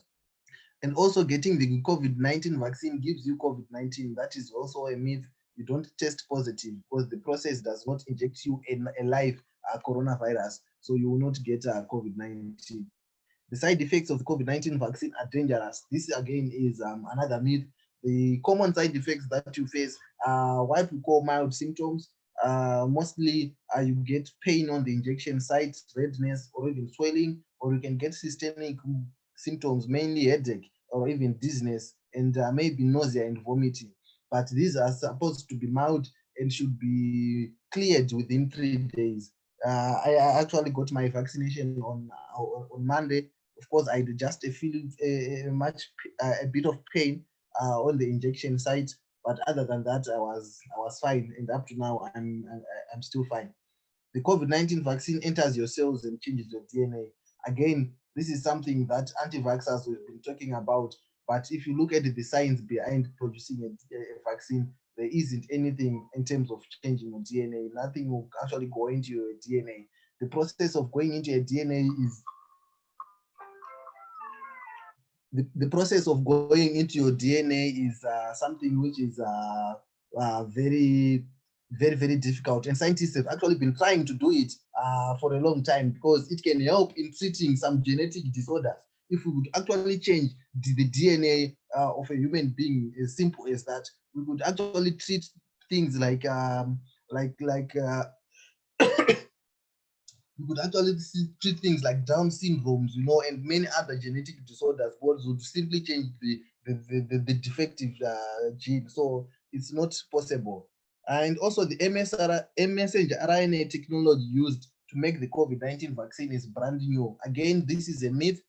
Of course, this is the first time that we have a mRNA produced vaccine, but the technology behind it was being used ever since 2001, when we started having SARS and MERS outbreak. Scientists then started developing messenger RNA technology in anticipation of a new coronavirus. So the technology has been in development for almost 2 decades, but it is the first time that it has been used at the moment. As I said before, there are a lot of coronaviruses, and scientists had already anticipated that we will get a new infection. So they started developing this technology.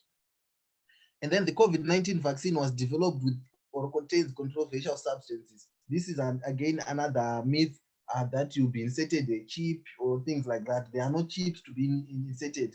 All the vaccines that we talked about, they are produced using lipids and sugars only. And you actually been inserted a liquid and not any chip or controversial substances.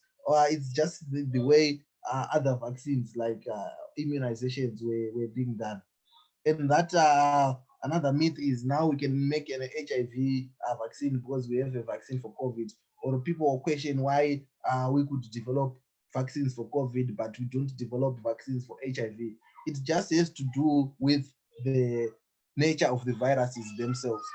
There are 2 different viruses. The HIV virus is a very clever virus, if I can say. It mutates almost on a daily basis. As you can see, we have been talking about COVID-19, that it has got mutations. We've talked about less than 10 mutations in 1 year. But the HIV one, it mutates almost on a daily basis. It is very clever in hiding the immune system so that it cannot be detected. And also, thirdly, the HIV virus, it actually kills those CD4 cells, which are the immune response cells that are supposed to trigger the immune response. So it actually kills those cells that are supposed to protect you. So it then becomes difficult for scientists to come up with vaccines for HIV. And then this is just an illustration from Israel. Israel is rolled out a vaccination program that is very comprehensive. So far, they've actually vaccinated more than 50% of their population, and they're actually opening up the economy and social activities. So you'll see evidence of the effectiveness of the vaccines. This is just a change to show you that they started vaccinating people who were older than 60 years. And they took, after 1 month of vaccination, there was a significant decrease in infections and hospitalizations among 60-year-olds. So you can see here, in terms of confirmed cases, in people who were more than 60 years, confirmed cases fell by 53% after vaccination. And in those less than 60 years old, it fell by 20% because by that time they'd not been vaccinated. In terms of hospitalizations actually increased in those less than 60 who were not vaccinated. But in those older than 60, hospitalization fell by almost 39%. And when we're talking about severe illness, those who had not been fully vaccinated, the less than 60, illness increased by 29%, whilst for those who had been vaccinated, severe illness fell by 31%. It shows that the vaccination program was very, very effective in those that have been infected. Hospitalization fell, severe illness fell. So this was proof that these vaccines can actually work. And when we talk about our country, Zimbabwe, we then look at the vaccination priority list. That was included, and I know journalists have now been included also on the stage 1 frontline workers there. So we are saying this is how we are going to be giving our people. In terms of the priority list, in terms of how it goes, I do not have any major concerns in terms of it. But my main concern is that this rollout plan is not time bound. You know, we do not even know when they say stage 2, when are we going to be doing stage 2? When we are saying we are going to give the elderly, those less than 60, how many doses by July, how many doses by August? We do not know that. So it becomes something which is very vague. At the moment, very few doses have been borrowed by the government. And if you're a teacher, for example, you just know that I'm going to be vaccinated in phase 2, but you don't know when phase 2 is, because the government has not provided that. A comprehensive vaccination plan should have timelines, should have numbers to say by March we want to vaccinate so and so people, by July we need to vaccinate so and so people. So this is something that we need to improve as a country. And as we talk about Zimbabwe, we are saying that we have received about 200,000 vaccines at the moment. These vaccines can just vaccinate 100,000 people because you need 2 doses. We know that there are 600,000 expected in a few weeks, quoting government officials, but we don't know when that few weeks is. We've also heard that we will receive 75,000 vaccines from India and about 12,000 from Russia. All these are donated vaccinations. Of course, we thank the countries that have donated to us, but we also want our government to invest. We have got money to buy vaccines, but we have not seen that into action, because as they say, they want to target 10 million people, and the vaccinations that we have received so far, they fall very, very they are very, very few for the number that the government is targeted. Again, we also talk about a communication plan. We also think that the vaccination program was rolled out without a clear communication and information dissemination plan, because by the time we enrolled our vaccination program, there were a lot of fears, a lot of misconceptions around these vaccinations, and we feel that if the government knew that they wanted to start vaccinating people in February, they should have started maybe in January to start to disseminate information through mass media, radio, TVs, social media and things like that, so that people get the information. Also, we think that the vaccination program was sort of a top to bottom approach. That's why there is a lot of resistance on the grassroots. I think before rolling out the vaccination program, we should have gone into communities to hear people's consent, to talk about people, and to talk about their expectations even in terms of vaccination, so that the people feel involved. Participation is a key issue in terms of uptake of medical services, and we think that that we aid a bit there. And also, is these vaccines, the trials on Zimbabwe, is that a misconception or a fact? I think I talked about it in the beginning, that it's not trials. We are using it under emergency use authorization, and are the vaccines safe? Of course, at the moment, using the phase 2 results that we have, we can safely say that the vaccines have shown to be safe. But when we talk about the effectiveness against the new variants, at the moment, I'm sure we do not have any information that if the vaccines will be very, very successful in terms of the new variants. But new in vitro studies have been shown. Right now, there was a study that came 3 days ago that the Synophm vaccine is actually much, much useful in terms of effectiveness against the variant found in South Africa. But this was a study that was done in a lab. It's an in vitro study. We wait to see if real life studies where on individuals will produce similar results. Yeah, thank you. I think that comes to the end of my presentation. It was a bit long, but yeah. Doc, thank you very much, Dr. Matara. Clearly, I think maybe we saved best for last, right? The last meal is the real sweetener. It's been a sharp learning curve for some of us. I hope I'm speaking on behalf of colleagues as well. I've attended quite a few of covering COVID presentations, including sometimes by the World Health Organization. Nothing has come as close, and I'm not saying this to flatter you, nothing has come as close to the way you have summarized the medicine, the structure, the policies, just made it, for me, just came in through really well. Thank you very much, Dr. Matara, for this. Colleagues, we open, Doctor, we open for a conversation, and questions, if the questions, let them be short and sharp and to the point. If there are comments as well, let they too come in the short and sweet labels, so that we give people an opportunity to, as many people as possible, to make a contribution. Dr. Matara, if you don't mind, I will allow you to take the questions directly, however you want them. Do you want them one at a time, or you want to take a couple and then take notes and then come back to them?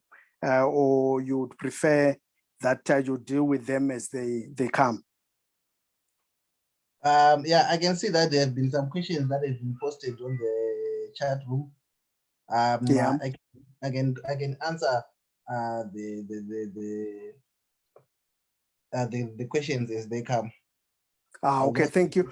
Yeah, so maybe if you start off with the ones in the chat room, and colleagues, if you want to get into the chat room directly, or you want to ask by audio, please feel free to do so. But for the moment, because we already have a number of questions and comments in the chat room, on the chat platform, will allow Dr. Matara to address those while you either writing your own down, or you framing them so that they are short, sharp, and sweet.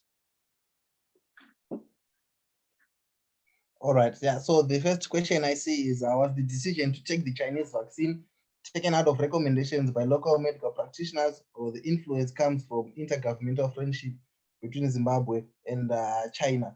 Well, I'm not quite sure here, but you know, there is always the issue of access to vaccines at the moment. You will see that vaccines like the Moderna, the Pfizer, they are very difficult to access at the moment on the global market. So it's not a matter of just choosing.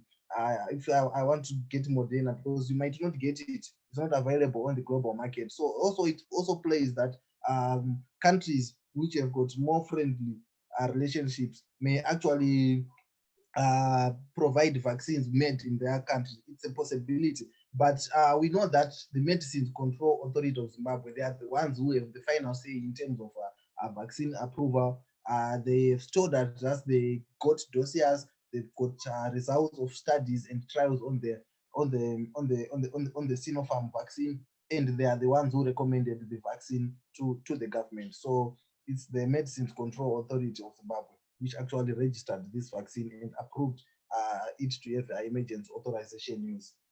And the second number is about the question is, I just wanted to get clarity on the numbers of covers in Zimbabwe. If I got you correctly, Doctor, did you say only 9% of people are on medical aid? Yes, that is very correct. It's actually an alarming number. Only less than 10% of Zimbabweans are on medical aid. The figure as of last year, end of last year, was somewhere around 9.7%, somewhere there. Those are the people who are on medical aid. So yeah, it's quite alarming. Then does the Zimbabwe medical community know what is contained in the Chinese vaccine? Is there consensus on its suitability for the recipient community? Well, yeah, I'm sure most people do know about the vaccines. Most people have been reading a lot about the clinical trials that have been published, mainly in even respectable medical journals like the Lancet.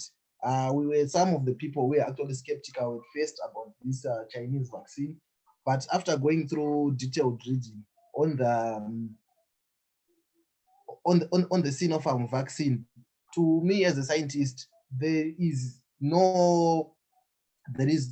nothing substantial or scientific to say I would prefer maybe the Sputnik vaccine or the Johnson & Johnson over the Synophm vaccine. I think in terms of their safety, in terms of the phase 2 clinical results, they are much comparable compared to other comparing the vaccines to other vaccines. So I think if you see even in medical doctors, I know that there was actually a very big uptake, especially from medical doctors.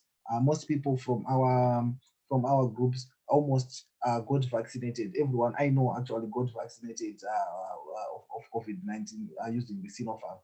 Mainly because there was a lot of sharing of information, especially clinical trials on our groups, and people were actually really convinced that we can actually use this. That is why you see most medical doctors actually got vaccinated for using the Synopharm vaccine. Then how long does this induced immunity last in a human body? How are the first human guinea pigs chosen for clinical trials? Yeah, so I'll ask the last question first. So for clinical trials, it's actually in a volunteering process. You volunteer if you want to get clinical trials. You're actually told that you are going to involve a clinical trial to test you on several things. So it's actually on a voluntary basis. Many people volunteer for them to have clinical trials. And also in terms of the induced immunity, how long will it last in a human body? At the moment, we actually do not know how much it will last, because we can only know that by continuing to live, because you cannot anticipate that it will last for 3 years when we have not lived, when we have not been vaccinated for 3 years. So we will actually know, because what happens with the vaccines, there are some vaccines that induce a lifelong immunity. So we know that with the things like measles, to get vaccinated, you are done for life. But you have got other vaccines that need boosters. So you see with hepatitis B, you can actually be injected in month 1, you get injected again month 3 and month 6 boosters. Then you may need a booster after 5 years for hepatitis B. Then you may get other vaccines like the flu vaccine that is given in the United States and other European countries. That one you actually need a yearly dose of a vaccine, because the immunity lasts just for a year because of the nature of the mutations of the flu virus. So at the moment with COVID-19, we don't know if the vaccine is going to be a lifelong, or we may need booster doses in the coming years. So that's why the Chinese are donating it to us. We are used as test tubes. I don't think it's mainly because they are doing trials, because even after they had donated to us, China had actually vaccinated 40 million people with the Sinopharm vaccine. UAE have been using the Sinopharm vaccine. Brazil, Bahrain, they've been used. Actually, 13 countries it actually given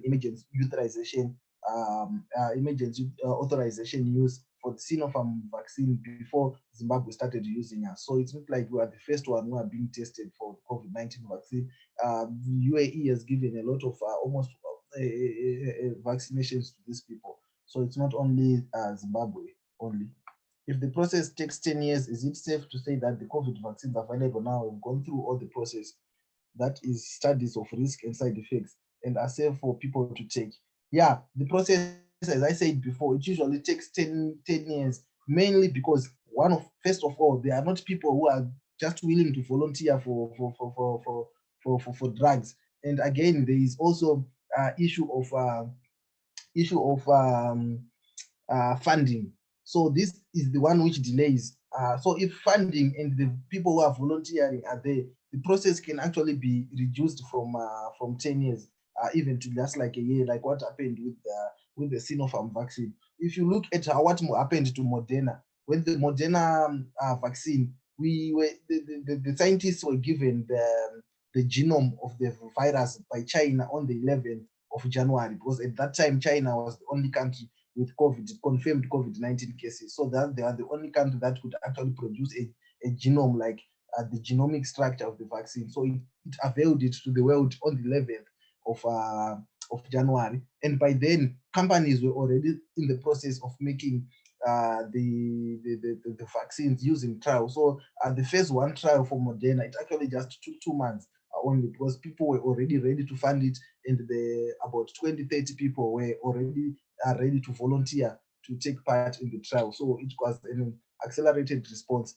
but all the necessary steps were taken, and you can see them published in those clinical trial results that were published by the different manufacturing companies. So how safe is the vaccine? Won't there be further complications? So as I said again before, using the phase 2 results trial, at the moment there seem to be no further side effects of the vaccination itself. We think that you actually get very, very few side effects at the moment. I think as a physician, my concern at the moment is not about the safety of the vaccine. I think the vaccine is quite safe from the results that we get. I may actually get worried about maybe the efficacy, especially when we're dealing with new variants and mutations. That is my only concern at the moment. But I really do believe that they are quite safe. That is why I actually took the vaccine myself. And the ways that will be taken to make sure people have knowledge on the vaccine, since we're already facing resistance. Yeah, I think that is a very important point that you asked. And to me, I think I talked again in my presentation that I'm not quite happy with the communication plan regarding the rollout vaccination here, because in as much as the government might want to do a good thing in terms of vaccination, but their plan, if it's not effectively communicated to people, it gives room for myths and misconceptions and falsehoods. Even actually this vaccination from China, there seems to be some lack of transparency, some hiding of nature from the government. So it actually gives room now for people to start talking things which are not true, because they are not giving information in a timely manner. All this thing of regulation, of approval, they should have just been told to people with medical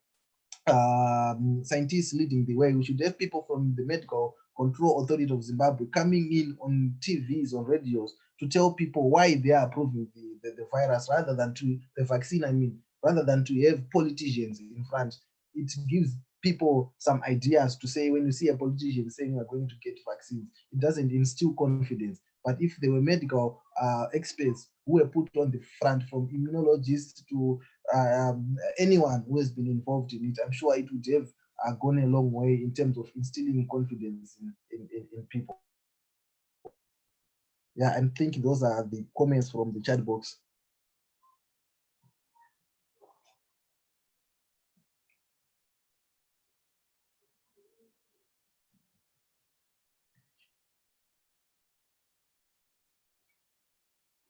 Chris, you are muted.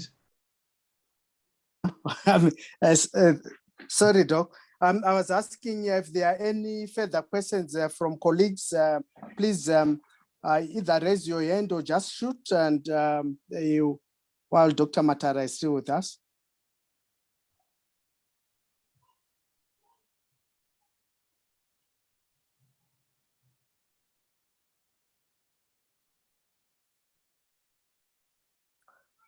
Doc, while we're waiting for colleagues, I have a question around, I'm sure the last point that we're making about communication.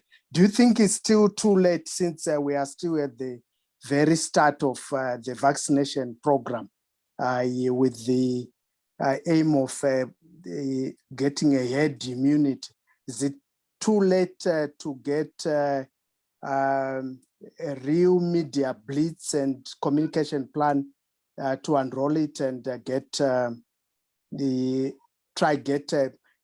public buy into the program? Is it something that can still be done? Yeah, it's never too late to institute a public health intervention. At the moment, you can see we only have 200,000 doses, which can vaccinate 100,000 people out of the 10 million that you are targeting. So we are saying that we have only 1% of the vaccines. So we still have a room to cover. We do not have the vaccines to cover the 10 million at the moment. So there is still a very big opportunity for the government, for you as the media practitioners, to actually play a very important part in terms of giving the people information.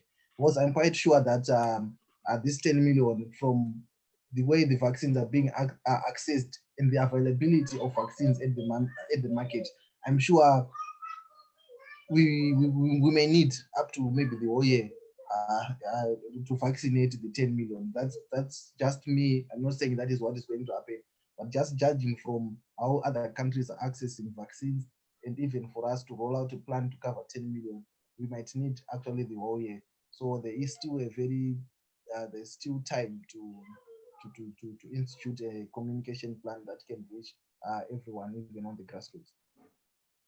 Thank you, Doc.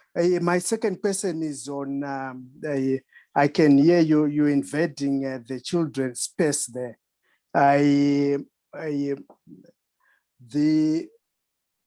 What can we do around mental health support during COVID? I was looking at your presentation, and I was also just trying to figure out whether is that an area where you think we need some intervention, and if so, how could it be structured? Yeah, definitely, it's a very important area. Actually, as an association, usually when we give a presentation and things like that, we actually put that we actually have our psychiatrist, resident psychiatrist, who actually talks about the psychological impact of COVID-19, because in as much as it has affected the physical side, it has also affected the medical side. There are many things that we've done just even by changing our way of lives. You know, it affects us mentally. We are telling people to stay at home. We are telling people not to gather socially. You know, someone dies in South Africa, your parent or son, you cannot. You see, they may just get buried without coming. You know, you're in South Africa, your parent dies in Zimbabwe, you cannot travel. All those things, it affects us mentally. Even in the workplaces, you know, people used to go to work to know that refresh their mind whilst at work, now working at home and things like that. So there is a very huge impact in terms of the psychological side. For us as Zimbabwe Association of Doctors for Human Rights, we've actually been assisting our colleagues, medical doctors, nurses, anyone working in the health sector in terms of psychological counseling. Of course, our capacity is very limited in terms of covering the whole of Zimbabwe in every individual. But I think that even as companies, if you have got companies and if you have got the financial or support to even hire a counselor to try and talk to people sometimes, so that people, they know that if they've got any symptoms of depression, anxiety, they can have someone to talk to. And also, you can, even without hiring professional services, even within your workspaces, just checking in on each other. We call it first aid. You know, first aid, we always deal with physical, but now we also have mental first aid, where you just check on your partner, talk to your partner, look for signs and symptoms of depression to see that this is not how Brighton used to behave before the lockdown, so that you can just continue checking on each other. But yeah, it's something which is very good, but which is very critical. But we know we have got a fractured mental health structure in the country. For us to actually rely on the government and health institutions, it's something which is not realistic. We have less than 10 psychiatrists in the whole country at the moment. So we are all based in Harare and maybe Blawa. So it's very difficult for people to access mental health services. So it has to be within us as communities, as workplaces, to try and look out for each other during these difficult times. Thank you. I've got a question, Chris. Yeah. Thank you. Yeah, thank you, Doc. My question is around contact tracing. How effective is contact tracing in Zimbabwe? That's the A part of the question. And the B part of the question, do we have an idea how many doctors have been infected by patients and how many patients have been infected by doctors or other medical practitioners?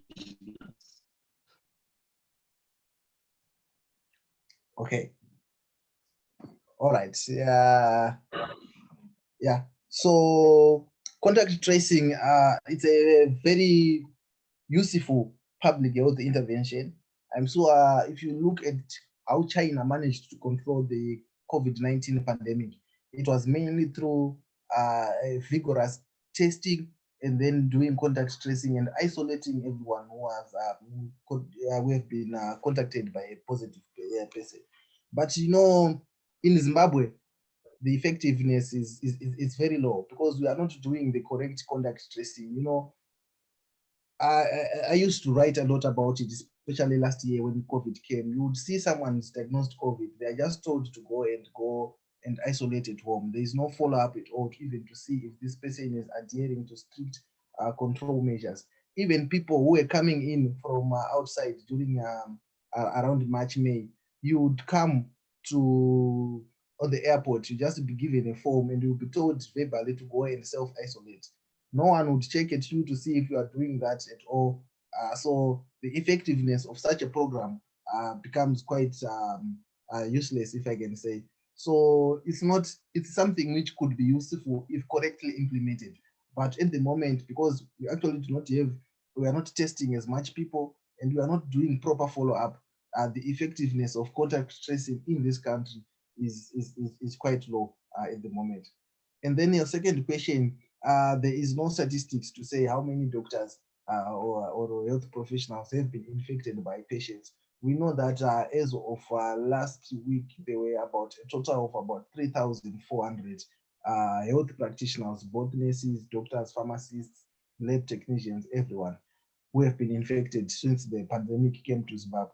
But you cannot tell if they got the virus at work or at home. There is no way of knowing that, because you know, a doctor or a nurse afterwards go into public spaces, and also you cannot tell if the infection was at home or at work. Same with patients.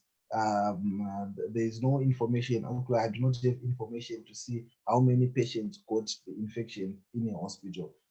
For a patient, I'm sure that information can be got, because at least for a patient, when they go in, they are tested, and if they are negative and then they test positive whilst in hospital, you can then have a reason to believe that they got the infection in the hospital. But I don't have any statistics to say how many patients got COVID-19 inside the hospital. Okay, thank you. Thank you very much, Doc. VK, you want to field the other questions or ask colleagues to come in? I'm not sure. I can't see anything in the chat room there. Yeah. I think the presentation by Dr. Matara is quite. I joined it. I'm sure I missed the first 15 minutes of his presentation, but what I picked up from the rest of it was pretty comprehensive. And if I was on a desk, there would be quite a number of stories for the journalist to work on. I think I had another question, but I don't want to walk the limelight. It's not really a question, comment question. Yes, in terms of stats, there are stats which we see from the Ministry of Health. I also try to follow stats from the World Health Organizations and the Community Working Group on Health or something like that. How useful are the stats that we have in the country at the moment in terms of them assisting you as medical practitioners and also policymakers in making decisions? Do you think that the stats are useful? Can they be improved? If so, in which areas? All right, yeah, of course, the statistics are very useful because they tell us about the incidence of a disease, which is the rate of new infections that occur. Yes.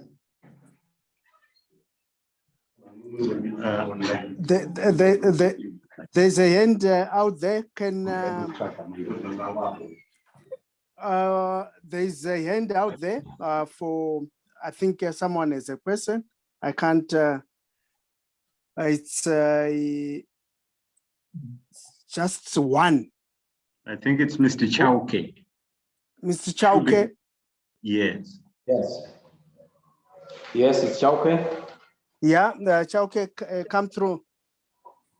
Yes, my question is, I heard the doctor saying they do not know how long the immunity is going to last after vaccination.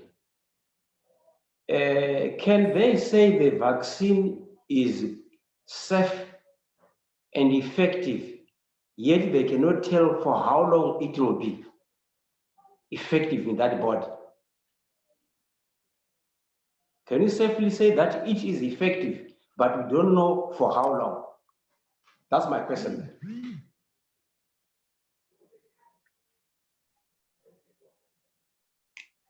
Okay. Yeah, so in terms of safety, safety does not have to rely on the number of years, because the vaccine does not stay in your body. The vaccine does not stay in your body. What stays in your body are the antibodies that are produced after a vaccine is injected. So as I said before, the vaccine is just part of the virus which are injected, and then your immune system actually takes it up and kills that thing, and then they produce an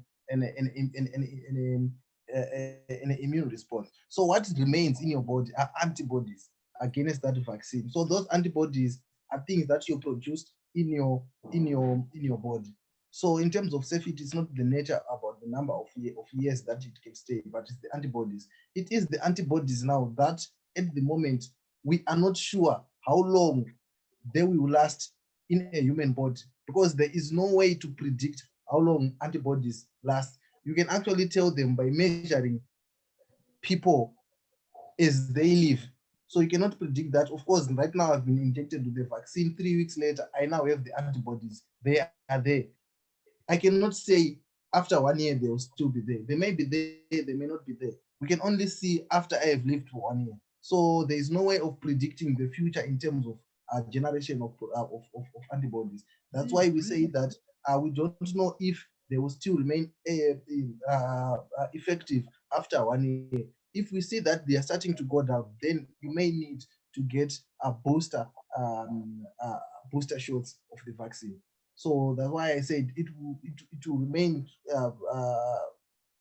as a question until we then live to see that how long the antibodies will stay in your body. In terms of safety, and we know that you can use the results from the studies that it is safe, because in terms of safety issues, they're just okay by the time you are injected and a few time after you're injected, and then the vaccine can be cleared into your body. What remains are the antibodies. But in terms of effectiveness, that is what we cannot answer to say. Of course, we know that they are effective for now, but after 1 year, will you need a booster vaccine, or the vaccine from the previous year will still be effective? We don't know that at the moment. Thank you, Doc. There are two questions in the chat room there. I think the first one is from Marco Shoko. Will it be a big problem for somebody not getting a second injection after receiving the first one? I think means a second vaccination after receiving the first one. And then the second question is from Ranga. What is the doctor's view on how media has covered COVID-19 so far from last year and up to their coverage of vaccines today? Okay. Yeah, so for the first question, there won't be a big problem. There won't be a problem in terms of your e-health. It will not cause anything in terms of e-health that you missed a second injection. What it can just cause is that the effectiveness of the vaccine will be quite low. If you saw from my presentation, when I presented that why 2 doses, I was talking about the first dose here invoking a slow and weak immune response. So if you don't get the second one, which gives you a fast and strong immune response, your antibody titer will go down, and you will not be protected from COVID-19 because you have low antibodies. But it will not make you sick. It will not cause anything to your health. It just means that the effectiveness has gone down. You are more like someone who has not been vaccinated. So that is what will happen to you. And then my view on the media coverage. Yeah, I'm sure the media has been very active a lot over the past year and even the beginning of this year in terms of covering COVID-19. You would see most COVID-19 stories almost on the front page of print media, even on radio shows, social media, those media organizations on social media. There's been a lot of talk a lot about COVID-19, which was quite good because that was the only source of information, mainly for most people. And also with some other things like the government are not very transparent sometimes in terms of their communication. Most people had to rely on the media.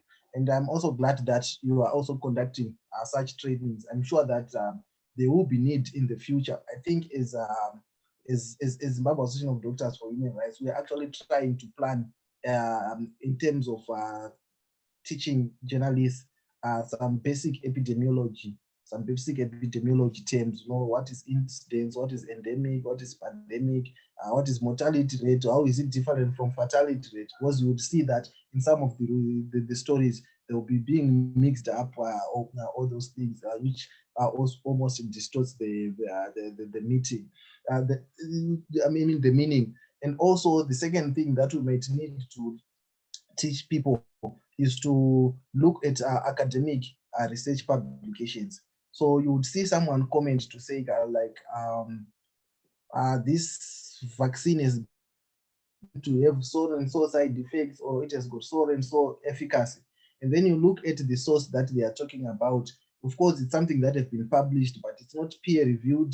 It's not usually a very, it's not a journal that has got a very good reputation, you know.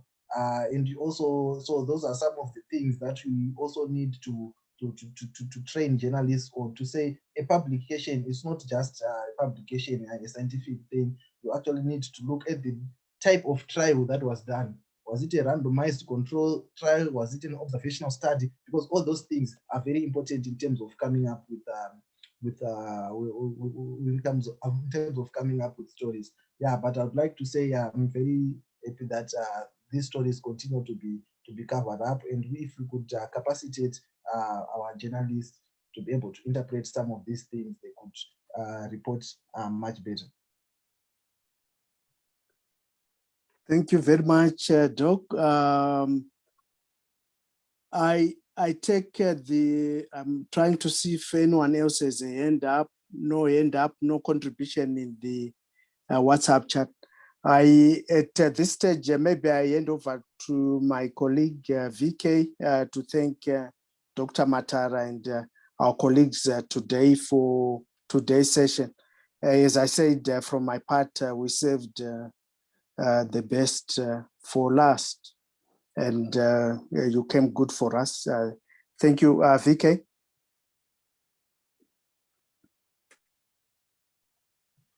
Thank you very much, Chris.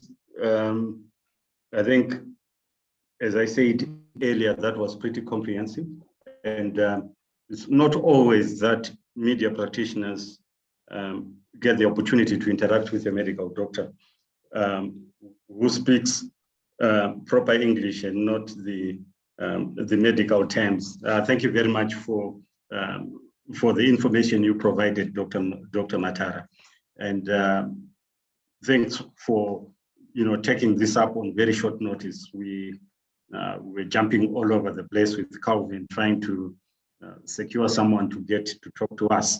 And when I heard that you were available only yesterday, we're pretty elated. So thank you very much. And I'm sure for the media practitioners who had a chance to interact with you, this is an opportunity for you to, to start building relations. What we spoke about earlier, building relationships with good sources of information, people who speak authoritatively and not speculators about critical things. So I'm sure, Dr. Matara, perhaps one of these days we may use you as a sounding board on a number of issues. And also the issue you raised about further interaction with media, assisting media to understand medical terms and so on. It's something that we are very keen on, something we would like to take up and assist, and perhaps GMC partner with your organization to run with this. So thank you very much, colleagues in the media. Thank you very much, Doc. I think we can call it an afternoon, and let's keep doing the good stories. Thank you very much, Doc. Thank you, VK. Dr. Matara, thank you again very much. We couldn't, you wouldn't hear our hand claps, but we're most grateful for the day you gave us and for all the information. I'm hoping, VK, you got Dr. Matara's contact details, and yes, we can, if you don't mind, Doc, we can share those with colleagues who are on this platform. They cover health issues. They're quite keen to stay on top of the story. They're keen as well to report as professional as is possible, and to grow their base of contacts in terms of who do I talk to, even informally, about understanding this or the other element. Thank you very much. We can release you, and we'll do the needful, and thank you properly in a letter for this for your contribution to this thing. Thank you again. Thank you to Nyasha. I think she's She was with us most of the day. And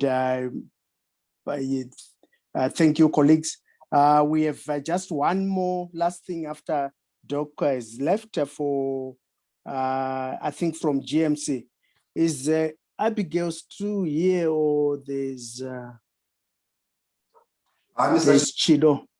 She's still in a meeting, so I'll just take over the GMC part.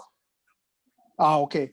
Please go ahead. We are before you do. From me and VK, we made the two outstanding issues from us to you colleagues.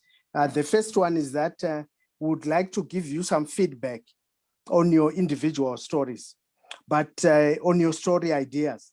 But we thought it would be unfair as well to discuss people's individual ideas and story plans in a public platform, and therefore taking the exclusivity or exclusive nature of those stories from colleagues. So we propose that Kudzi is going to share my number with you, my WhatsApp number, and we can chat on the WhatsApp. WhatsApp call would be preferable to writing on those small things, right? And for Vincent as well. So you can reach us directly and we'll give you some feedback and on your individual stories. The second thing from Vincent and I relates to the health manual that we're putting together with you. And we asked last week that if you were able to share with GMC your own contact details and some of your health professional contacts, so that we include them in a health manual, and it becomes useful for many other people. You'll be making a contribution to the growth of the coverage of health in the country, and you will also be gaining from the contacts from your colleagues. So please do reach out with those two items: your own contacts and your own details, which we could include in the health manual. Thank you. Vike, did I leave out anything before I hand over to Kudzi? Not really, but we are hoping to conclude the health manual over this weekend. So please, let's do that so that next week the health manual is emailed to you. Thank you, Kudzi. We are in your hands now. All right. Thank you very much, Mr. Shinaka. Thank you very much, our trainers, Mr. Shinaka and Mr. Kaia, for taking us through the 3-phase workshop with our journalists. We really appreciate that. And I'd also like to thank Nyasha from GIZ for being part of the workshop. It's a great honor to have you as part of the workshop.